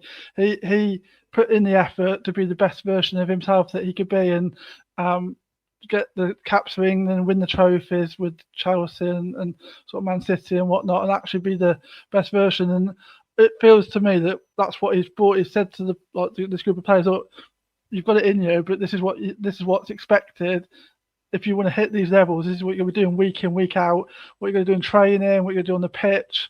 And actually, that's one of the things that is the biggest difference I think he's made to the club. I think then he's got his coaches who are obviously very experienced behind the scenes, who are no doubt doing work, and some of the work. When we're talking about how controlled we are in games, I'm sure a lot of that comes from what they've spoken about on the training pitch. And so I think it's a combination of the experienced coaches and what he's saying about what's needed to be successful. And if these players want to achieve what's on the table, what they need to do week in, week out to get that. And I think it feels like there's a genuine belief amongst the players. I know when you interviewed Matty Godden, he said to you about that season when we won League One, that they went out week in, week out feeling like they could win every game. And it feels very much like that's the sort of vibe that's around the club at the moment, that's how the players are feeling. And that's massive. I think and that for me is the shift, and probably just the final piece of the jigsaw, because we knew these players had ability, but it was just getting that all to come together in the right way. And so I'm a bit like you, because I'm feeling like this is the season, and so I'm trying to keep calm because it's only like 8 games in. I've got a long way to go, but I'm really feeling a bit like this is going to be the year. And no stupid COVID better come along and ruin our promotion celebrations this time. No, definitely not. No. We hope not. Well, you should know because you work in the NHS. You should know if there's anything on the cards coming in. Claudio, there's no. Do you agree with everything Vicky said? She's spot on, isn't she? It's that mentality in it. Also, we look loads fitter. I would say we're like, after 60 minutes, half the team used to look dead in some matches. And I do feel as a team we're a lot fitter, and the fitter you are, you can run harder. Your brain works better as well, right to the end of the games. We just look like it's a squad of players, and it's being drilled into them, isn't it? That you're here to win football matches. It's all right making friends with your fans and all that, and having your pictures taken and autographs and all. That's all very not good. That's brilliant. I pay my money to see our team win football matches. And if they can do it in an entertaining way, that's brilliant. And at the minute, they're getting it spot on. And I'm loving every minute of it. I can't believe we've only lost to Leeds and Burnley since he's took over at home. I never feel like we're going to lose a game. And Ipswich and Sunderland, sorry. But yeah, they're not league matches. And not counting them. Every time I turn up to CBS, as far as I'm concerned, we're not going to lose this. Whereas for a while, it got to a point where you're thinking, are we actually going to score a goal? Never mind, are we going to get a point or win a game? So they've definitely turned things around. And you cannot express, how good it is to have the guys in his backroom staff. They are better coaches than what we had at the start of last season. We were making do at the start of last season. And you have to say, Doug King was right. The last manager completely got it wrong, which is a shame, because it's almost like he unravelled almost everything he'd done by making some really poor decisions during that summer. Thankfully, Frank Lampard's come in, and it's made a big difference, a massive difference. It has. So I'm really happy, really happy. Yeah, and Jack, we'll get a word from you before we get some more comments in, because there's hundreds, and I mean there's hundreds of comments. They've set a precedent now, these players, haven't they? 8 games unbeaten. They've set the bar, well, the level of the bar that high now, haven't they? They've got no choice now, but they've got to carry this on. Yeah, I can't disagree with anything that Vicky and Claudia said. They've absolutely hit the nail on the head. What I want to add is we've got a squad of players that have been together for the best part of 2 years now. And the familiarity, whatever, the levels of how familiar they are with each other is unreal. I've had a beer. Who cares? is unreal. It is unreal. And Matty Grimes has come in, and it's like he's been playing with us for 6 years. He's been our captain for 10 years. There's not a single player on that pitch that doesn't know who's where and who's who and what to do. And everything, the fitness, the coaches, the absolutely everything is adding up to this. And we didn't have a massive turnover in summer, and we were saying we needed more. Yes, I still believe we need more. I'm sure all 3 of you believe we need more, and we all want more. But a big overhaul in the squad, like we had after Gyökeres and Hamer left, unsettled us for that year. I know we still were in a playoff hunt and we got to an FA Cup semi-final, but that was, again, the familiarity levels that had built throughout the season. Whereas now that's been there for 2 years. This is the 3rd season now where most of these players have played together. I know Efron and Radoni came in last year and Grimes in the winter. But yeah, that's it. They know where to go. They know what to do. They know they're going to last the 90 minutes, and they know they're going to win. And it's as simple as that. Yeah, love it. Absolutely love it. Right, let's get some comments in. Then we're going to get to your stats, both of you. Right, and this is from Dave Sports Photos. He says, wise words, Miles and Vicky. I'll read it all out when it comes up on the screen. I'm sure the tea lady has been a great servant as well, but I don't want to see her coming on with when we need an equaliser with 10 minutes left. Alan should be League One at best. He doesn't like him. Salop CCFC, when EMC comes back, BTA can sit behind either Wright or Sims and fill that Radoni role. Sean McLaughlin, all this positivity is great, but does it make Frank Lampard the hottest manager in the Championship and a potential snatch should a struggling Premier League team decide to sack their manager? Matt says, highly doubt Lampard would go anywhere. He's getting settled here and he's having a right good connection with us. Sky Blue Army says, I don't think Frank would go. He agrees. Mark Patman, well said, Claudio. We do need extra creative midfielder. Jane Gallantly was watching Hague playing for Bodo Glimt in the Champions League. I would be happy if Coventry went for him. Miles, do we get a chip batch at the Shepherd? Not this time. Oh. Sorry. That's the deal breaker, I think, for some of them.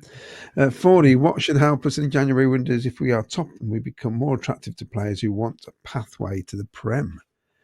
Videography, there you are, Miles, I said it for you, is a hard one. Not a word you'd see much. It wasn't until you started I realised it was videography. Videography. They all said it. Cheers, Salop. Scott CCFC Brown Sword. Hi all, hope you're all good. I'm very looking forward to this season. Now we are still unbeaten and Frank has got us playing well. I don't know about you guys, but it feels like we've played more than 8 games though, doesn't it? It's just weird. It feels like a long season already. It's because of the international breaks. Oh, I know. We've got another one coming up. It's a nightmare.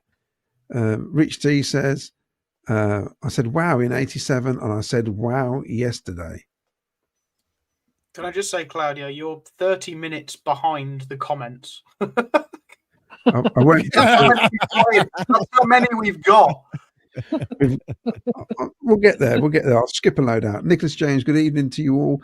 Facebook is working now, but yes, Hadji is a top-notch striker, and he loves our club, and so much he pays tribute by reenacting our most famous goal.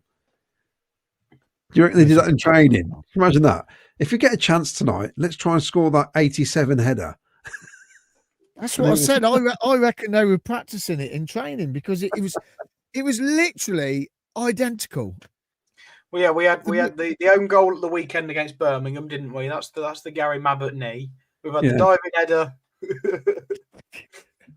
It's just what's next? It was a Killer that got the other goal. Well, the own goal, yeah. Ralph Wiggins. I would think Wrexham would win the Hollywood Derby if that's what you're on talking about. That's tomorrow night, isn't it? Yeah, tomorrow night.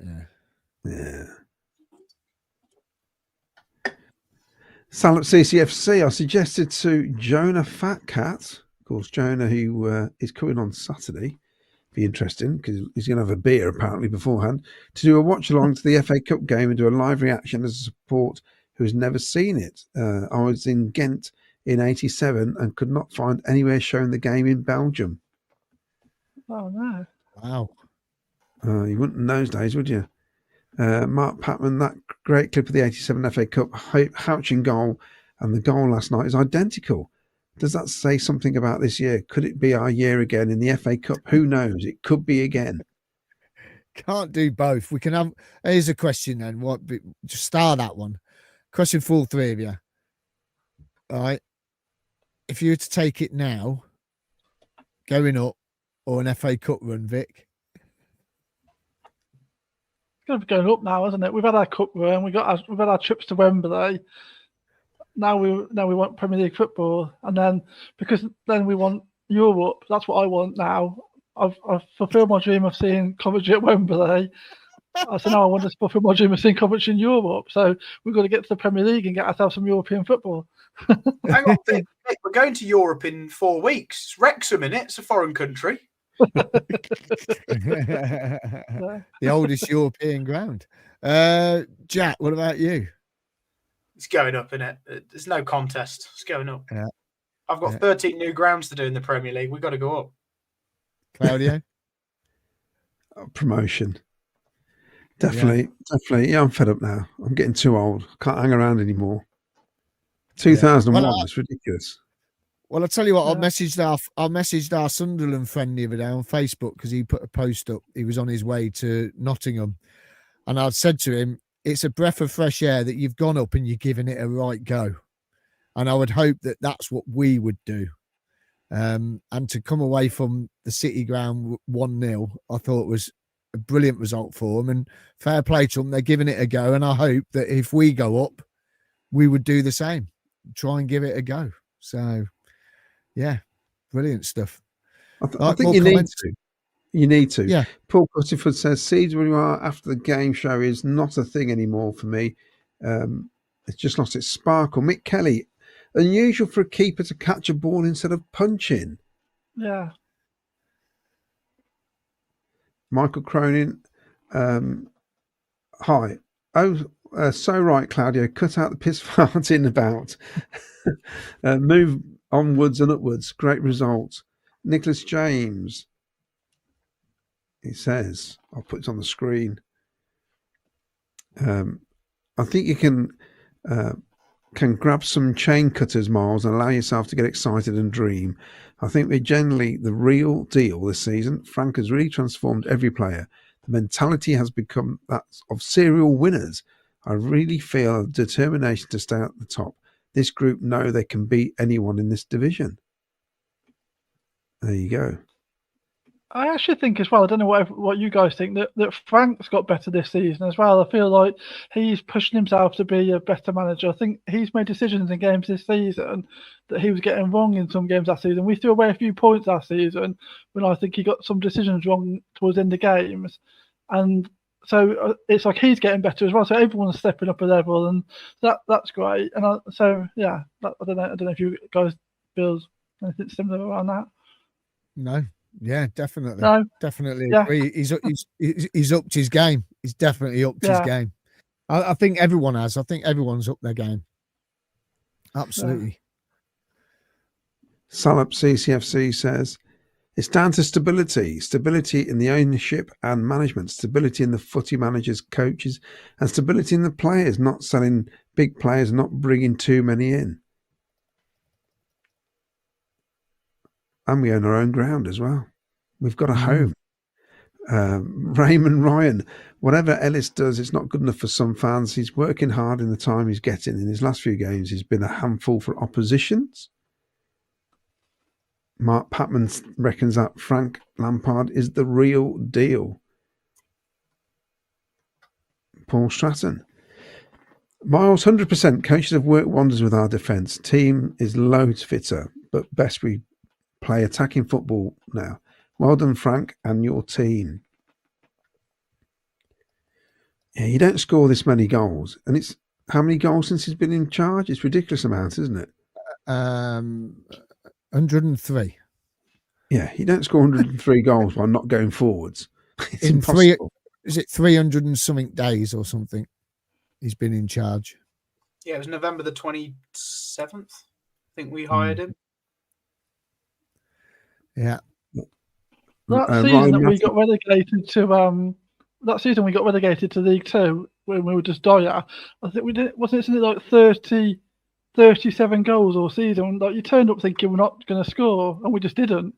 Like, and so, hold on, caller. I'll have a look. He's going to have a look. Brilliant. 36 goals scored, 67 conceded in the league. That's absolutely shocking. So we're 8 games in, and we've already took a big chunk of those goals already. 2/3 of them. I said to Will last night. I says we're only 34 points off safety. Yeah, it's true. It's right, isn't it? We're 34 points off safety. Ryan Matthew J. Imagine winning the league the same season we buy our stadium. Nicholas James, Jack, everything you're saying I completely agree with, and that's why we can win the league.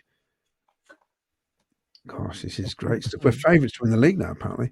Crucial MVTS. Oi, Miles. Yes, you no more dissing of De Silva, please. And thanks, he's been awesome recently. So who was spamming, by the way? I've noticed somebody's been blocked. Have I missed something? Someone put something about Eden Hazard, about 15 messages in a row, so I just blocked him. Oh, okay, cool. I put him in a timeout. I'm still, look, De Silva, yes, okay, he's improved, but I think last night he was napping a couple of times when the ball came over. I still think that there are teams that are going to bully him and push him off the ball. Yes, he had a great game against Birmingham on Saturday. I don't think he was as good last night as he was against Birmingham, but then you got to take into account the amount of days rest he's had, and we've got another day to come. But then he has improved. We know that, but he is still the smallest man in the league, I think. And teams are going to target him, and Millwall tried to target him in the second half last night. And, you know, at the end of the day, he can have he's great going forward. Ralph Wiggins, he messaged me earlier. We were chatting about him. He says he's great going forward. It's just getting back. If he gets caught napping and that ball comes over the top, he struggles to get back. And when you look at some of the situations last night where he got done a couple of times, and on Saturday against Birmingham he didn't get done, is that the type of player that he was up against, or is it because he was a bit leggy from Saturday, which he probably was more leggy last night from Saturday because they put so much effort in on Saturday to turn the Blues over. So, you know, I agree with everyone that he is improved, but for me, he's too small, and I'm sticking with it. I am sticking with that, I'm afraid. Well, I've always said this, Miles, that if we do get promoted, I would say 3/4 of the starting lineup will change. It will. It's just the way it is. Thank you very much for getting us promoted, but we need to stay in this division. And I think if we don't, we'll come back down again. It's simple as that. Yeah. And that's the harsh reality of it. It is. Yeah. And I'm not disrespecting the players we've got now, but that's how it is. No, they're all doing a great job, as we know. Paul Cuttersford says, when it pops up on the screen, it seems to me that Sims has slimmed down and has got pace and direction back. I'm surprised. I could have sworn he was on his way out. Nicholas Jones, I agree with Vicky. Frank is really learning and growing as a manager, definitely. He will change things up when he needs to, and he has us playing the most exciting football I can remember. Well, I keep saying it. It's the best I've seen since the late 70s, as far as I'm concerned, in terms of excitement, where you feel like you're going to get goals every game. Yeah, it's so much better. So much better. Now, Ralph says, absolutely spot on, Miles. I'm not sure what about, but you're spot on. De Silva, we were talking earlier. Can you do this one? Yeah. Father-in-law lived and breathed Villa. This is from Salop CCFC. Passed away last week. We watched the Leicester game together. One of the last things he said to me was, Cov are doing it this year. They're going up. I'm really sorry to hear that, Salop CCFC. Yeah, wish you all the best. Right. I've kind of caught up, Miles. Do you need to just do spot the ball again? Yeah, let's bring Spot the Ball up. Good idea. Here you go, guys. Have a go. If you just joined us, because there's loads watching now, don't forget to give us a like and subscribe as well on YouTube, please. And give us a thumbs up tonight. Come on, let's get those thumbs ups going. I don't know how many we've got so far, but let's try and get it over 100 tonight. It'd be absolutely brilliant if we can. Get your guesses in on Spot the Ball. Where do you think the ball is? Had you right last night against Millwall? Absolutely cracking goal. And we're going to keep going on about that goal because it was absolutely cracking. So get your guesses in, and you could win a Sky Blue Fans TV mug this evening. Also, don't forget, we've got coming up on the 16th of October. Yes, we're out on the road again. We're at the Old Shepherd this time in Keresley. You can get your tickets now. I've put a link on Facebook on our page. I've put a link on X on our page, and also in the description below on YouTube. Click on it, get your tickets. It's free. You haven't got to pay anything. It is free. And we're going to discuss the game coming up against Blackburn, because it's the 16th of October and we play Blackburn on the 18th. That game's probably going to get moved, knowing our luck. But yeah, come on down. We're going to have a good night. Jack won't be there, so it'd be even better. And we're yeah.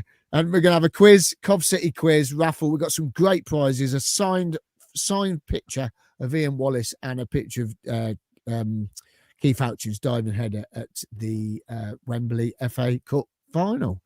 Right then. So, also, if you want some home parking or way parking, head over to coventryparking.co.uk. You can scan the QR code on the screen, or you can type it in your search engine and you'll be able to get your parking there. And if you want some coach travel, why not head over to ccfctravel.co.uk and you can get your travel there with them as well.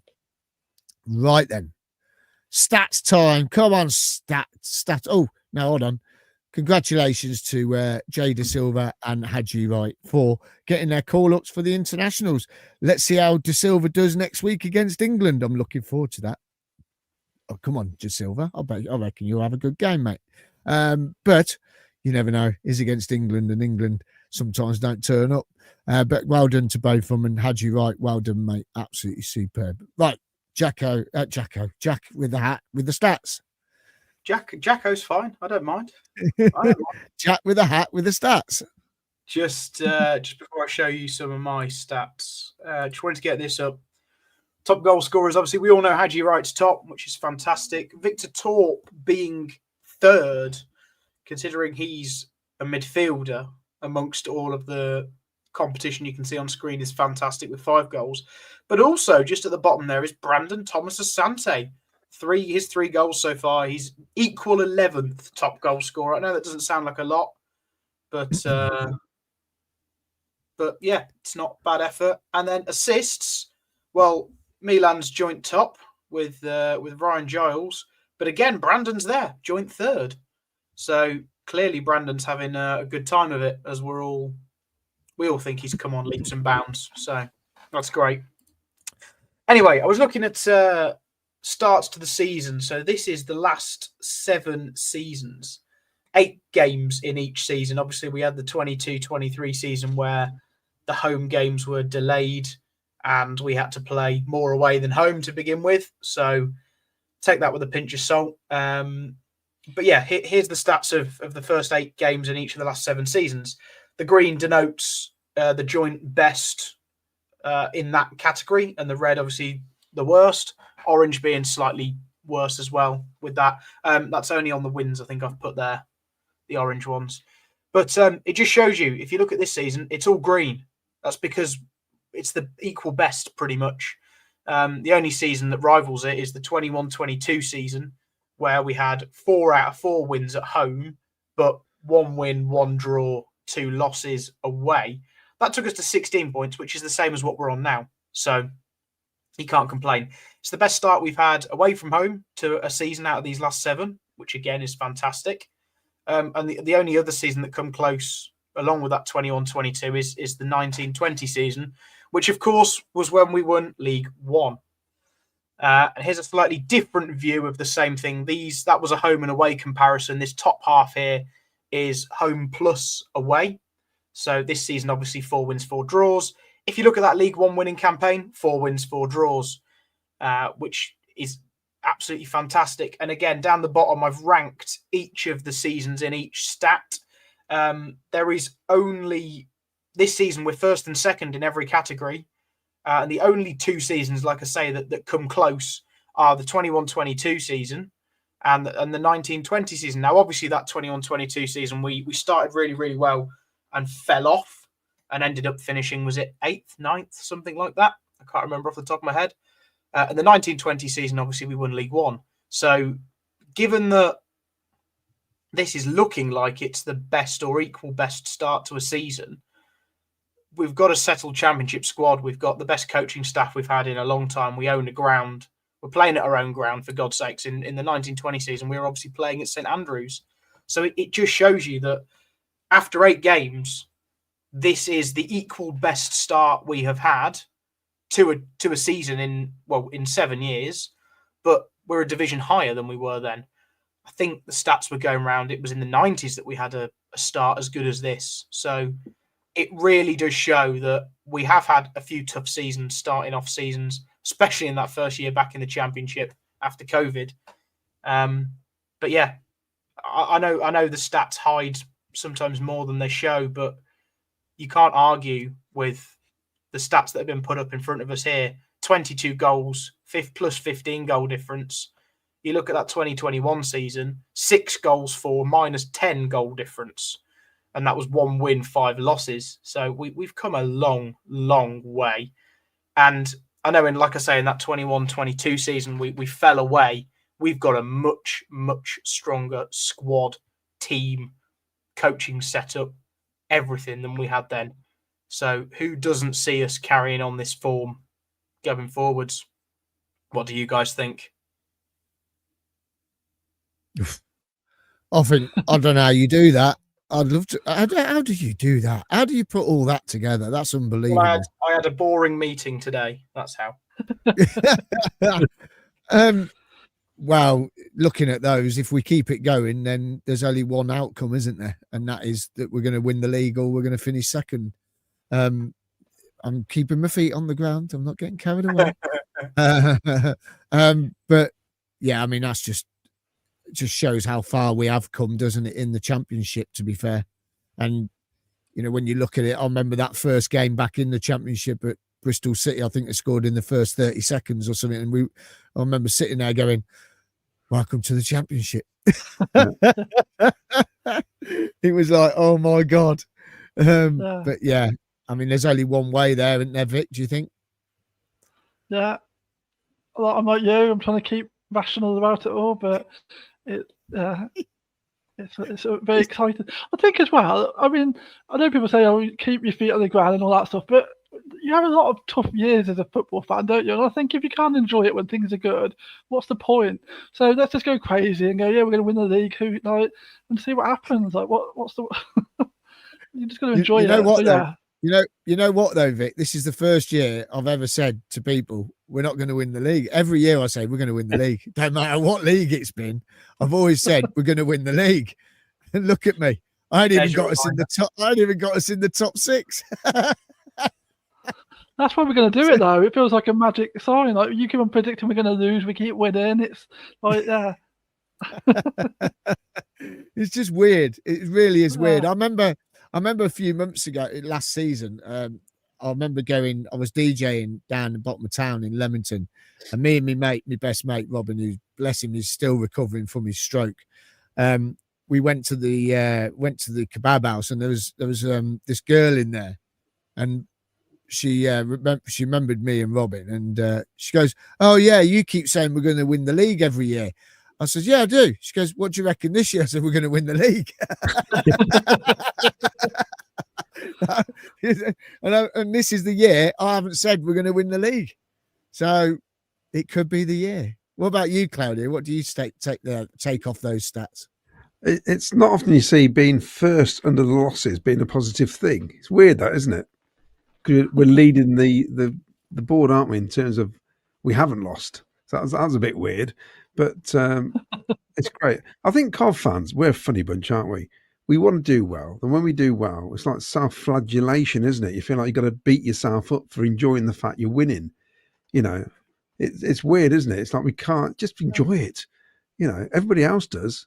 Why? Don't be embarrassed about enjoying the fact we're near the top of the table and could go top on Saturday.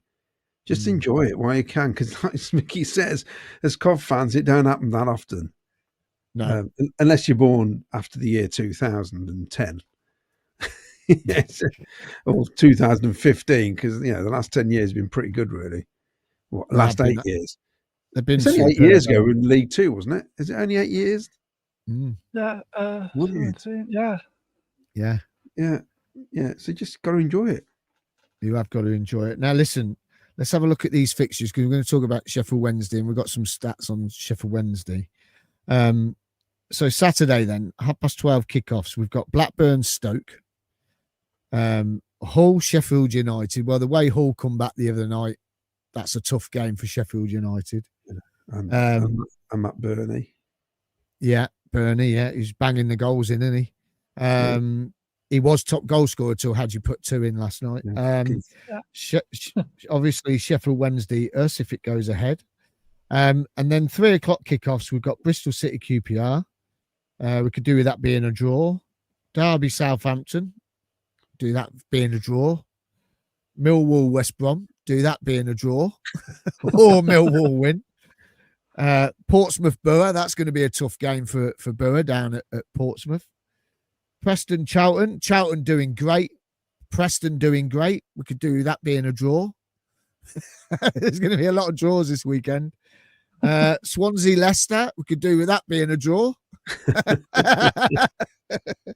Watford, Oxford. We could do with that being a draw.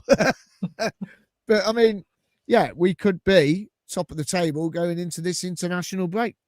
Looking at those fixtures, Lunacy. Which would be amazing. Be amazing. Right, let's quickly get some more comments, and then we get on to Saturday's game. Been a brilliant show tonight, guys. Well done. It's been superb. What's coming up?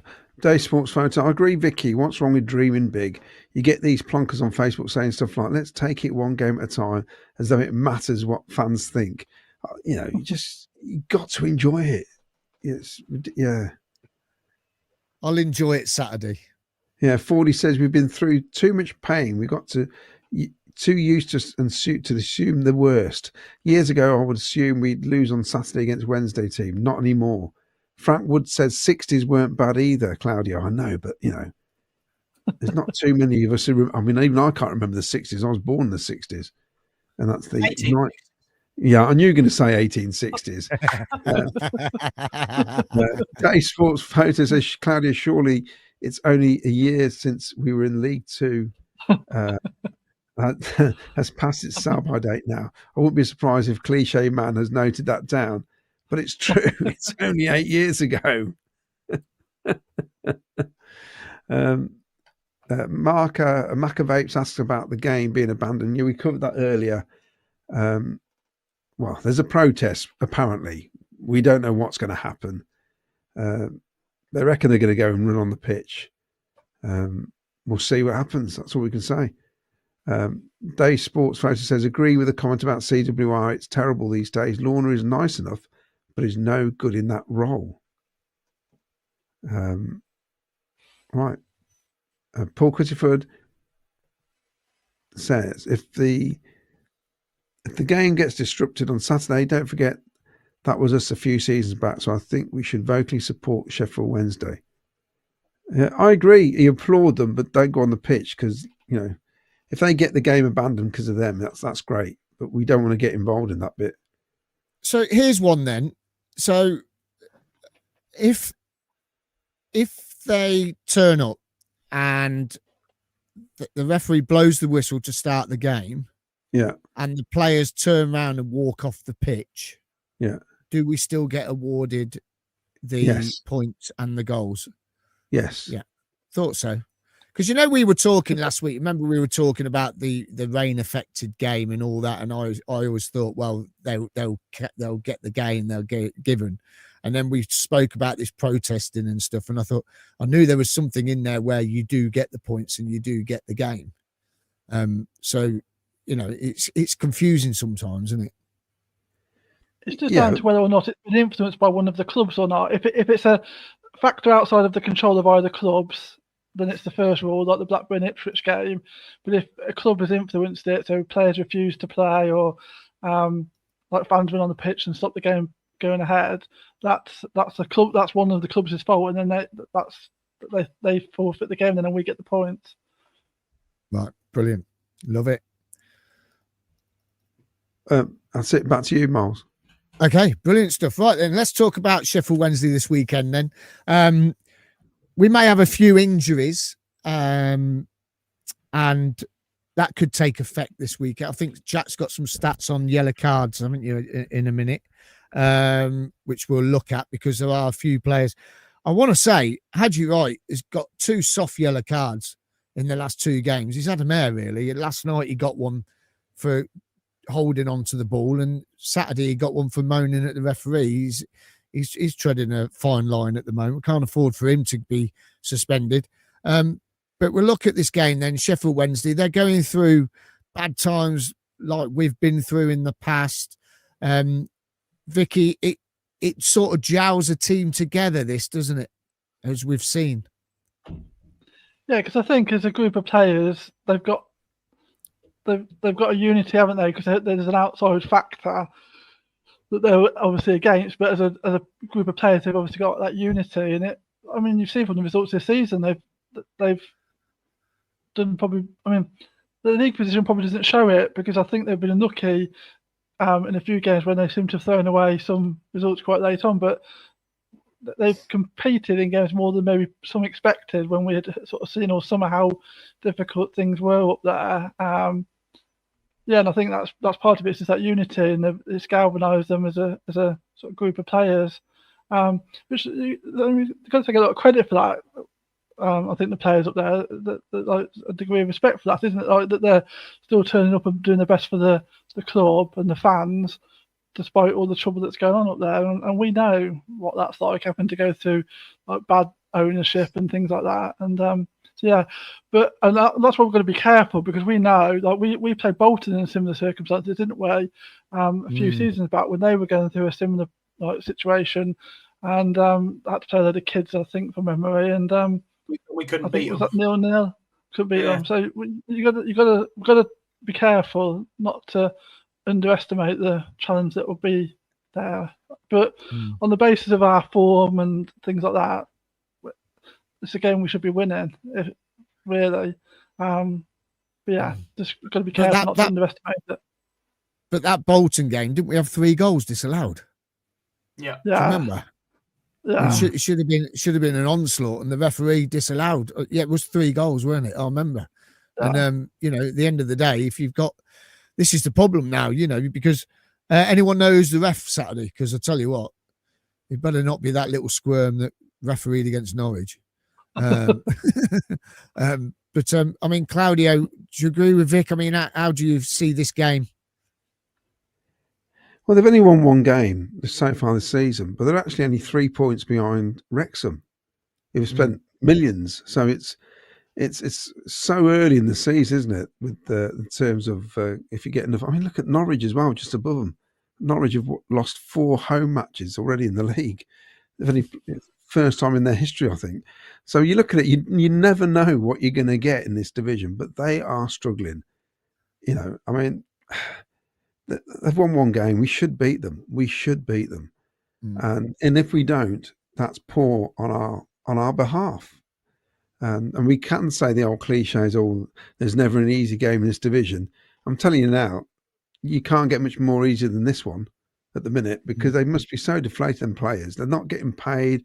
I'm not even sure if they've even trained this week.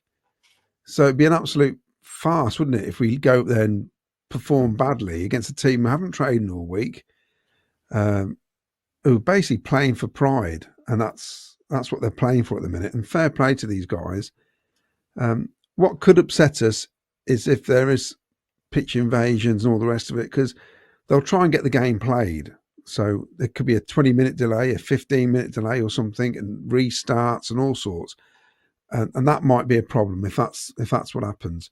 But I would expect to win. I mean, I was looking at some of the facts on that. I mean, overall, historically, Sheffield have beaten us more times than we've beaten them, purely because let's face it, they are a bigger football club than us. Historically, last 3 encounters up there, though, we've won 2 and drawn 1, which is pretty good. The last 3 times, and there's some famous matches up there. Some of us we've been to. Obviously, the '87 quarter final. What a great day! October '86 when Oggy scored, and it was a 2-2 draw. There was an FA Cup loss. I don't know if you remember it, Miles. '84. We played really well, and we lost 3-2. That was a night match. Cracking performance. The Dublin hat trick, and we still lost 4-3. And that was on Sky, I think. And we were winning 3-2 with about 15 minutes to go in that one. 1974, there's a goalless draw, which is my first proper away game that I can remember. We drew 0-0. Went up with my dad's V6, Zephyr V6 with bench seats front and back. Column gear change on the steering wheel, and he had leopard skin, fluffy interior. I always remember that. A bit like your shoes. Yes. It's interesting. 16,000 there that day compared to 48,000 and 87 for the cup match. And between 1970 and 1984, we never played them because we were in different divisions all the time. They dropped down to the 3rd division. And I was looking at ex-players, some cracking ex-players here. Roland Nilsson, Andy Pierce, Gary Bannister, Brian Joycey, Peter Atherton, Wilf Smith, who was a record signing by us from them as a defender back in 1970, I think it was, 71. Richard Wood, Trond Saltvet. I forgot he'd gone there. Trond Saltvet, yeah. Kieran Westwood, of course, still one of the best keepers we've ever had. Yeah. And also a player who I thought was brilliant when we had him on loan from Wolves. Do you remember Chris Marsden? He came to us with a bald head. He was absolutely brilliant. He looked like 50, didn't he? And we didn't have the money. This was back in the 90s. We didn't have the money to sign him. And we had to let him go back to Wolves after about 4 or 5 matches. And he looked brilliant. So it'll be interesting. I expect to win Saturday. I'm going to go 3-0. 3-0. There we go. Wow. I'll get it noted.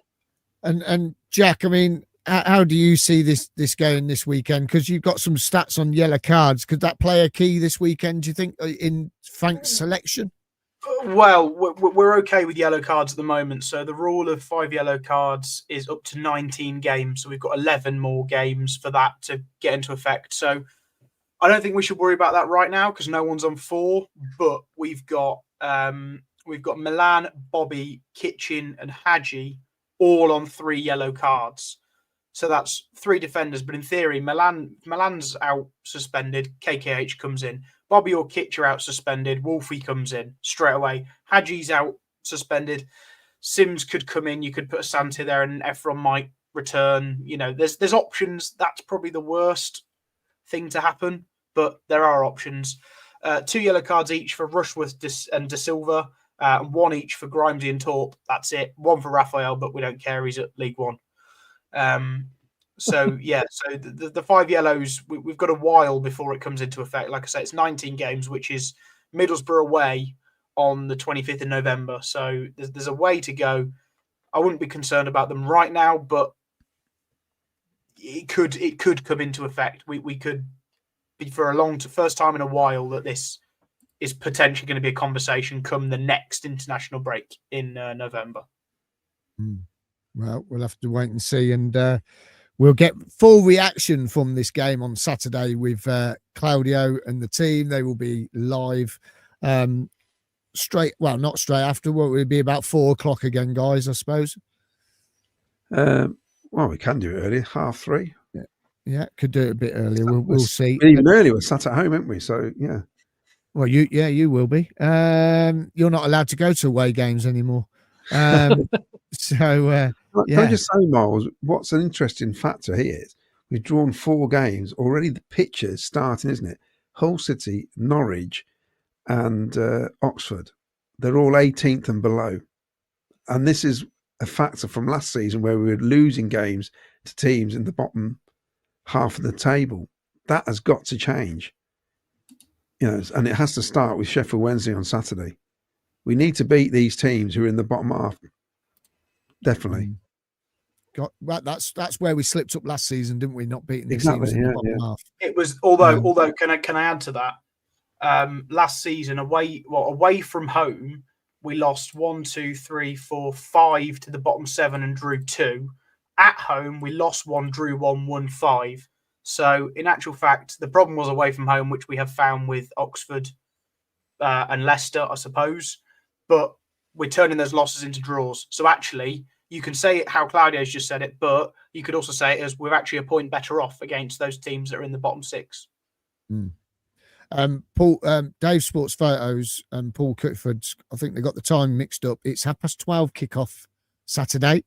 I think on the tickets it says 3 o'clock, but it is 12:30 kickoff. So some more spot the ball guesses coming in. I mean, let's get your score predictions then. Come to you, Vicky. What are you thinking this weekend? See, the weeks I say we're going to keep a clean sheet, we don't, and then the weeks when I say we're going to concede a goal, we keep a clean sheet. And now I'm sort of torn about what to do for the best because I need to try and catch up with Jack a bit. But the results are okay, but I can't get the goals right. So and see, it's a difficult one, isn't it? Because like Claudio said, if the game gets disrupted, that's going to have an impact. Like if we play a solid 90 minutes, I think we can comfortably win that. And I'd go 4-0 again in that situation, but it could be something different if it's a disrupted game. But I'm going to say 4-0. I'm going to go bold. Nice. Yeah.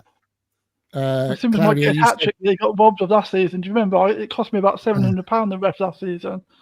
Yeah, I remember. Yeah, his goal disallowed, wasn't it? I still haven't got over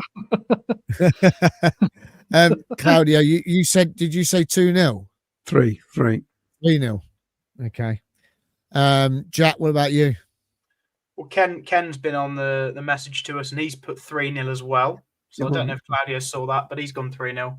I've gone 2-0. I do think there will be some stoppages, and I think that will factor in a little bit.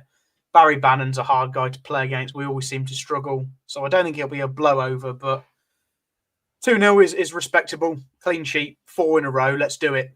2-0 win. Come on. Also, the referee's that one that sent Wilder off the other day, isn't it? Oh, is it him? It's the referee that did the 7-1 victory against QPR. Oh. And he gave a penalty the other night that wasn't really a penalty. So we've got to be careful. What do you reckon then, Miles? Well, I'm way bottom of the league. It don't bother me, to be honest. I've got to stick with what I've been doing, and Yeah. I've got to be the baddie of the group, haven't I? Really? Okay. I think we'll lose 2-1.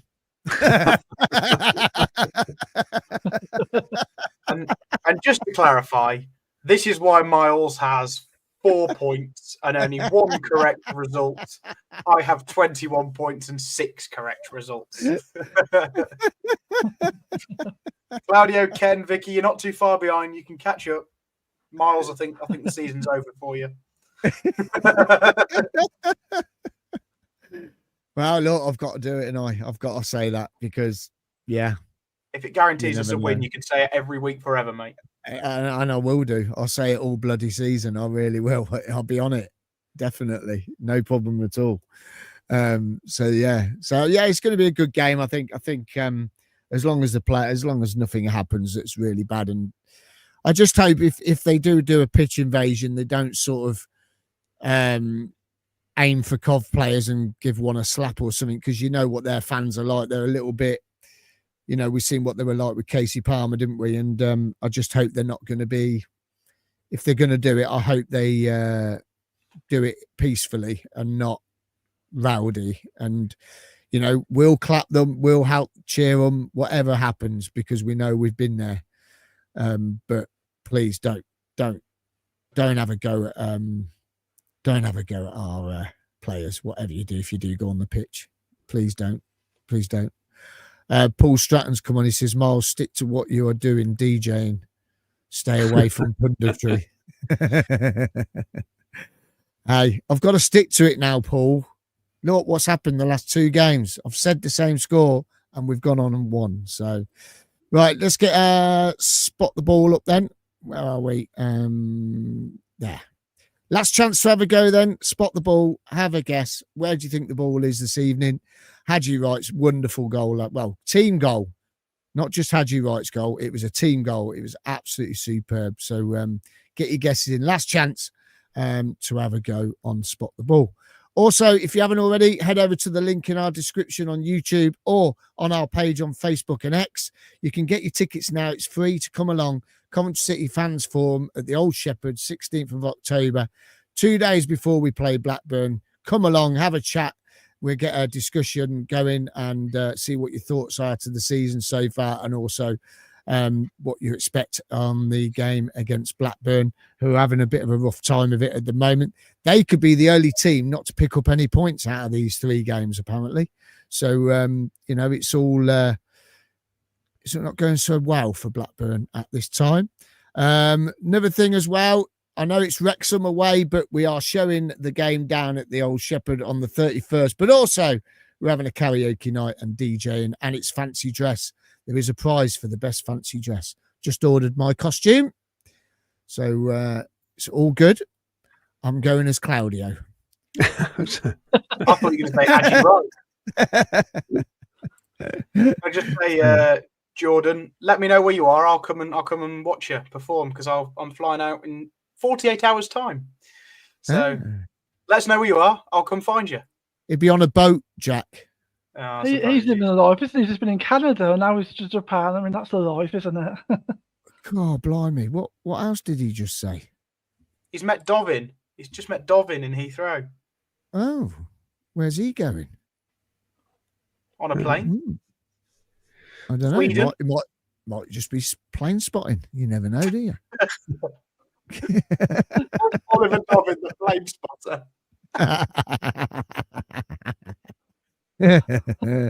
Brilliant. All right, let's get some more comments in, and then quickly we're going to wrap it up. Cliche Man says, interesting tactic, Claudio. Prefacing a cliche by saying it's a cliche. How can I judge that? Trying to con the referee.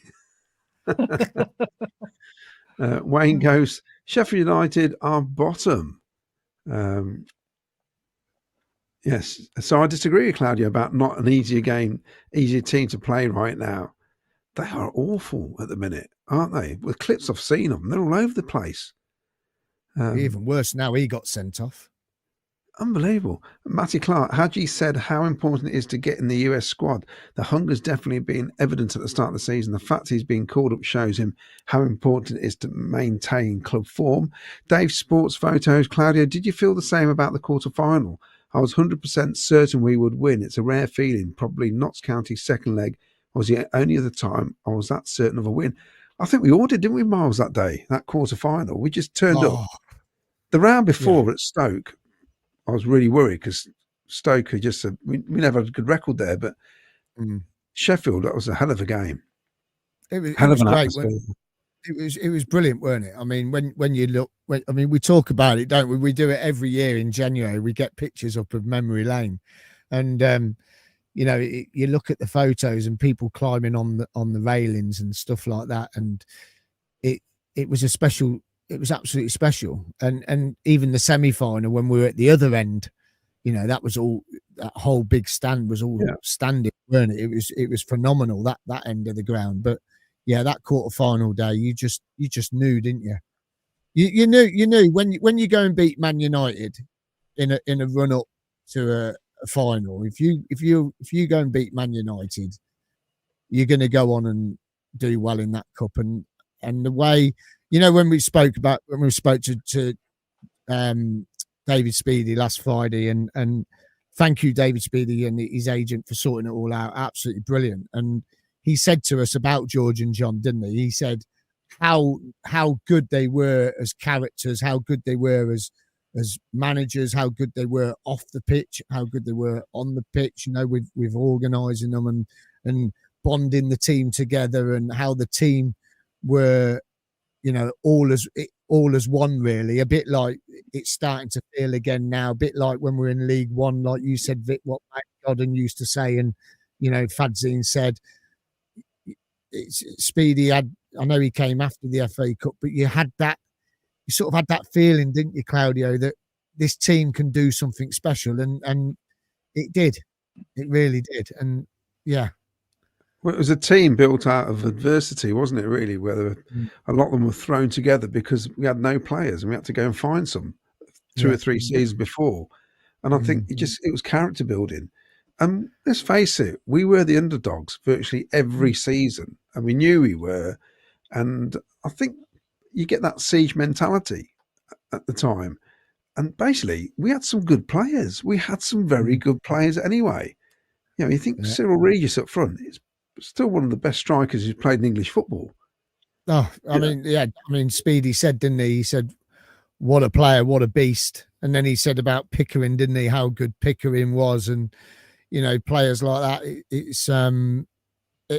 was just, it was a phenomenal sort of time of being a Cov fan. It was great because you knew that something magical was happening. And when you watch Benno, when you used to watch him dance around with the ball and cross the ball in, and it was just special, weren't it? And I mean, for me, as I've said it on here over and over and over again, Cyril Regis for me was just wow. He was just a player. He was just unbelievable. He was out of this world, wasn't he? And but Speedy said about Mickey Ginn. Hell, Mickey Ginn, what a player he was, he said, didn't he? He said how good Mickey Ginn was as a midfielder, and that. He said he was like a little whippet, he called him, didn't he? He said he was a little whippet. And when you hear that from someone who's come, this is how good George and John were. People who didn't turn up. Speedy said the Coventry City Football Club, when he joined, was the best football club he's ever joined for team spirit, team morale, team building. He said it was better than Chelsea. It was better than all the other clubs. He said it was just how George and John made that club what it was when he joined and made his decision to come and join us. It was just second to none. He said it's been the best experience of his career, really. And you can see it. You can see it now. And you felt it in the crowd. I'm sure I can remember just enjoying what we were seeing. There was a good feeling around the club. Definitely a great feeling. Times were different then, though, weren't they, Claudio? I mean, it Now it's all about money and getting the right player for the right price, and are they going to fit in your team, and are they going to be able to gel, and are we going to get that performance out of the player? And I think back then they weren't earning as much money, and it was all for the love of the shirt, weren't it? It was all like for the love of the game. I'm playing the game because I love the game. A lot of it now is about the money, isn't it? I mean, you've only got to look at O'Hare. He says, I want to play football. Well, why the hell did you go to Sheffield United? You know what I mean? You're not telling me they weren't going to give you more money. You know, that was about the money. That weren't about playing football. And there was more loyalty back then, weren't there, Claudio? There was a lot more loyalty with the players, I think. You know, it was more, I think, yeah, it was more of a connection, weren't it? Yeah, they didn't move on as quick, although this lot now are sticking around, aren't they? But some players go after about 18 months, don't they? They don't hang around, do they? No. And I mean, we moaned when you signed 4 players. Back then, we'd only sign 3 or 4 max. If some summers we used to sign 1. You know, that's like we signed David Speedy. I think that was it that summer. Yeah. Well, in fairness, we didn't have any more money after we redecorated the boardroom and everything else. Yeah. Oh man, it's amazing when you what you hear, and like Vicky said earlier on, you know, when we've had the privilege of interviewing players, and you know, you hear Matty Godden about the season we won League One. You know, Vic, you were right. They did say we felt like we were never going to get beat, and if you've got that mentality going out on that pitch week in, week out, you could possibly be seeing another season like that. You know what I mean? Because at the moment, it's looking like that, isn't it? It's I know it's only 8 games, but it's looking like that. It's the team are looking that bonded, aren't they, Vic? It's just a feeling sometimes, isn't it, in football? I think, like me and Claudia spoke about this a bit last night, that sometimes you watch other teams and you're not even really sure like what they're doing to be. Like Burnley were prime example. Whenever I watched last season, I never thought, oh wow, but they just got the job done. And sometimes it's just about that sort of general aura around the club. They're just in the right place at the right time, and that's what just feels like that's what's going on here. Like we bought the ground, we've got some like stability with players. Like they all know each other. I mean, like Bobby and Liam knew each other from Barnes as well, didn't they? So they've played a lot of games together now. That's some experience, and yeah, it just feels like something's happening. So why not? Yeah, why not? Why not indeed? And by the way, if you haven't seen, we got snippets of the David Speedy night. So if you want to head over to our YouTube channel, click on videos, not live, but videos. Matt Reamy, he's done a little video for us of the little snippets, and he's put them all together, and you can have a little look. Obviously, you know, it's been filmed off a phone. Speedy didn't really want us videoing it, so we just got little clips and we've put them together, and you can go and listen to some of the stories. And the one about Oggy and the one about John Sullett kicking him in the nuts is quite funny. What a character. What a character. A few more comments, then we'll do spot the ball, and then we're calling it a night. We've gone way over. Dave Saunders says, team mostly built by Bobby Gould. Anthony Pettiford. Jim was just the tonic for our team. Also says, George and John created a great team spirit on and off the pitch. City fans must stay off the pitch, says Mikey. On Saturday, we don't want any punishment from the EFL. Pakagon, 100% different. Used to see half a team in the pub every night. It's true. Sky changed football, according to Frank Wood. In some ways, it saved it. I've got a photograph of some league attendances from Division 2, which is shocking. From 1988, Chelsea with about 8,000, Sunderland with 14,000. It's incredible how low they fell. You didn't realise. Dave Sports Photos. Yes, Dave Saunders, True Mate, Oggy Peak, Gin, Benno, Cyril, all Gould signings. Paul Stratton, player testimonials for long service are now a thing of the past. And Tully says, yes, I agree with you, Paul Stratton, over those. We'll leave it there, I think. Yeah, thing is on Sky, there is a guy I listened to today, and he said when Sky first started, the money that was in the Premier League bouncing around was something like £45 million. The money that's bouncing around the Premier League now is something like 400 billion or 4 billion or something stupid. It's absolutely ridiculous money, stupid money bouncing around the Premier League that they're trying to filter down into the lower leagues. So it's just gone daft. And I've got Miles. I've got these attendances quickly. Birmingham City, 4,800. Brighton, who get 30,000 now, 7,000. Chelsea 7,000, Palace 8,000, Man City 22,000, Stoke 7,000, Sunderland 12,000, Watford 11,000, Baggies 9,000. Wow! And Wow. we were just as bad. We were Yeah. getting 10,000 at one stage. Yeah, It shows you how football was on its knees in the 80s. Yeah. Mm. So yeah, it was on its knees, and but it's reviving. And look at our fan base. Just one quick last one. Louis Binks scored 2 goals for Bromby. He was wondering how he was doing. There you go. Oh, and a Crew scored, didn't he, again at the weekend? So well done. Right then, let's get spot the ball answer up. Vic, you've been taking the comments down, haven't you? I have, yeah. Brilliant. And the winner and the winning number tonight is the football is ball number 12. So there you go. Ball number 12 is the winning ball. And how many we got? 3, 4, 5. No, there's How many we got? 8. 8. There we go. Yeah. Right then. Right, Vicky's going to spin the wheel. Right, one sec. Can't see it. Oh, here we go. Where's Jack gone?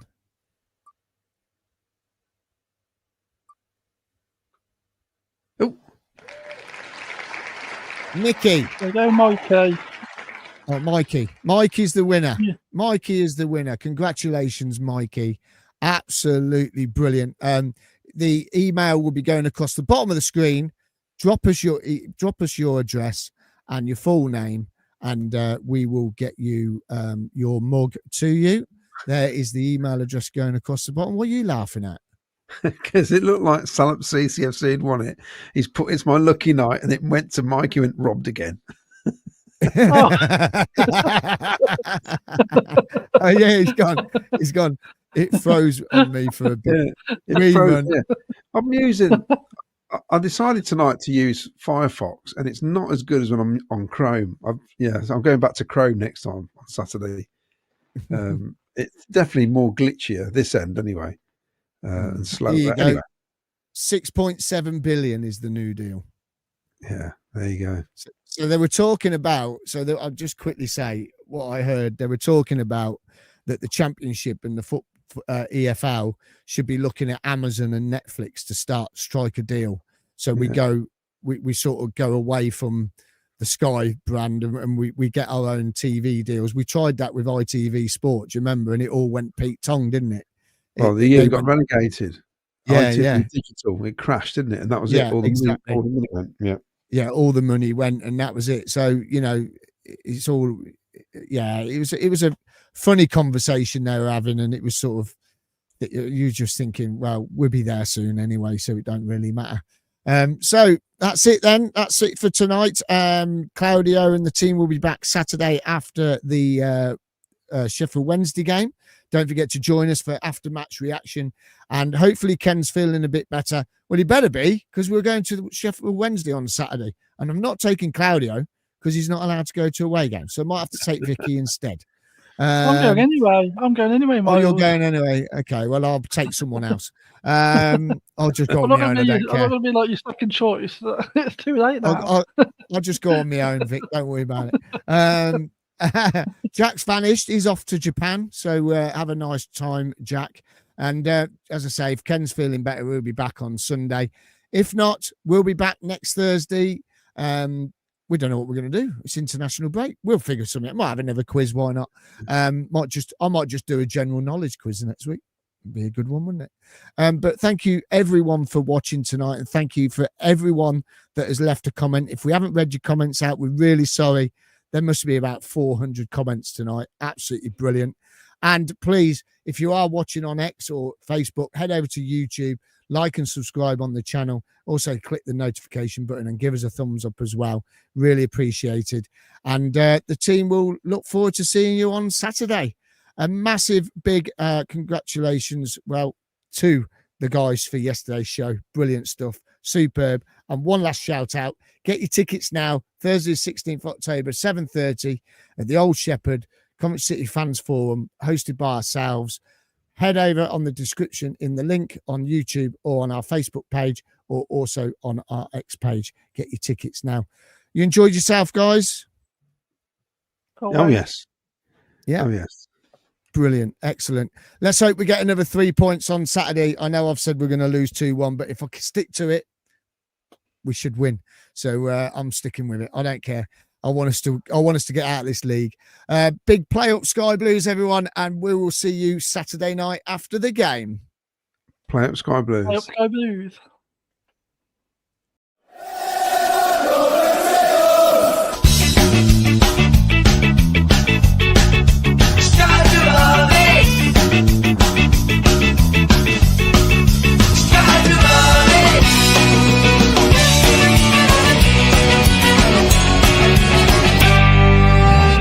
Sky Blue Fans TV, for the fans, by the fans.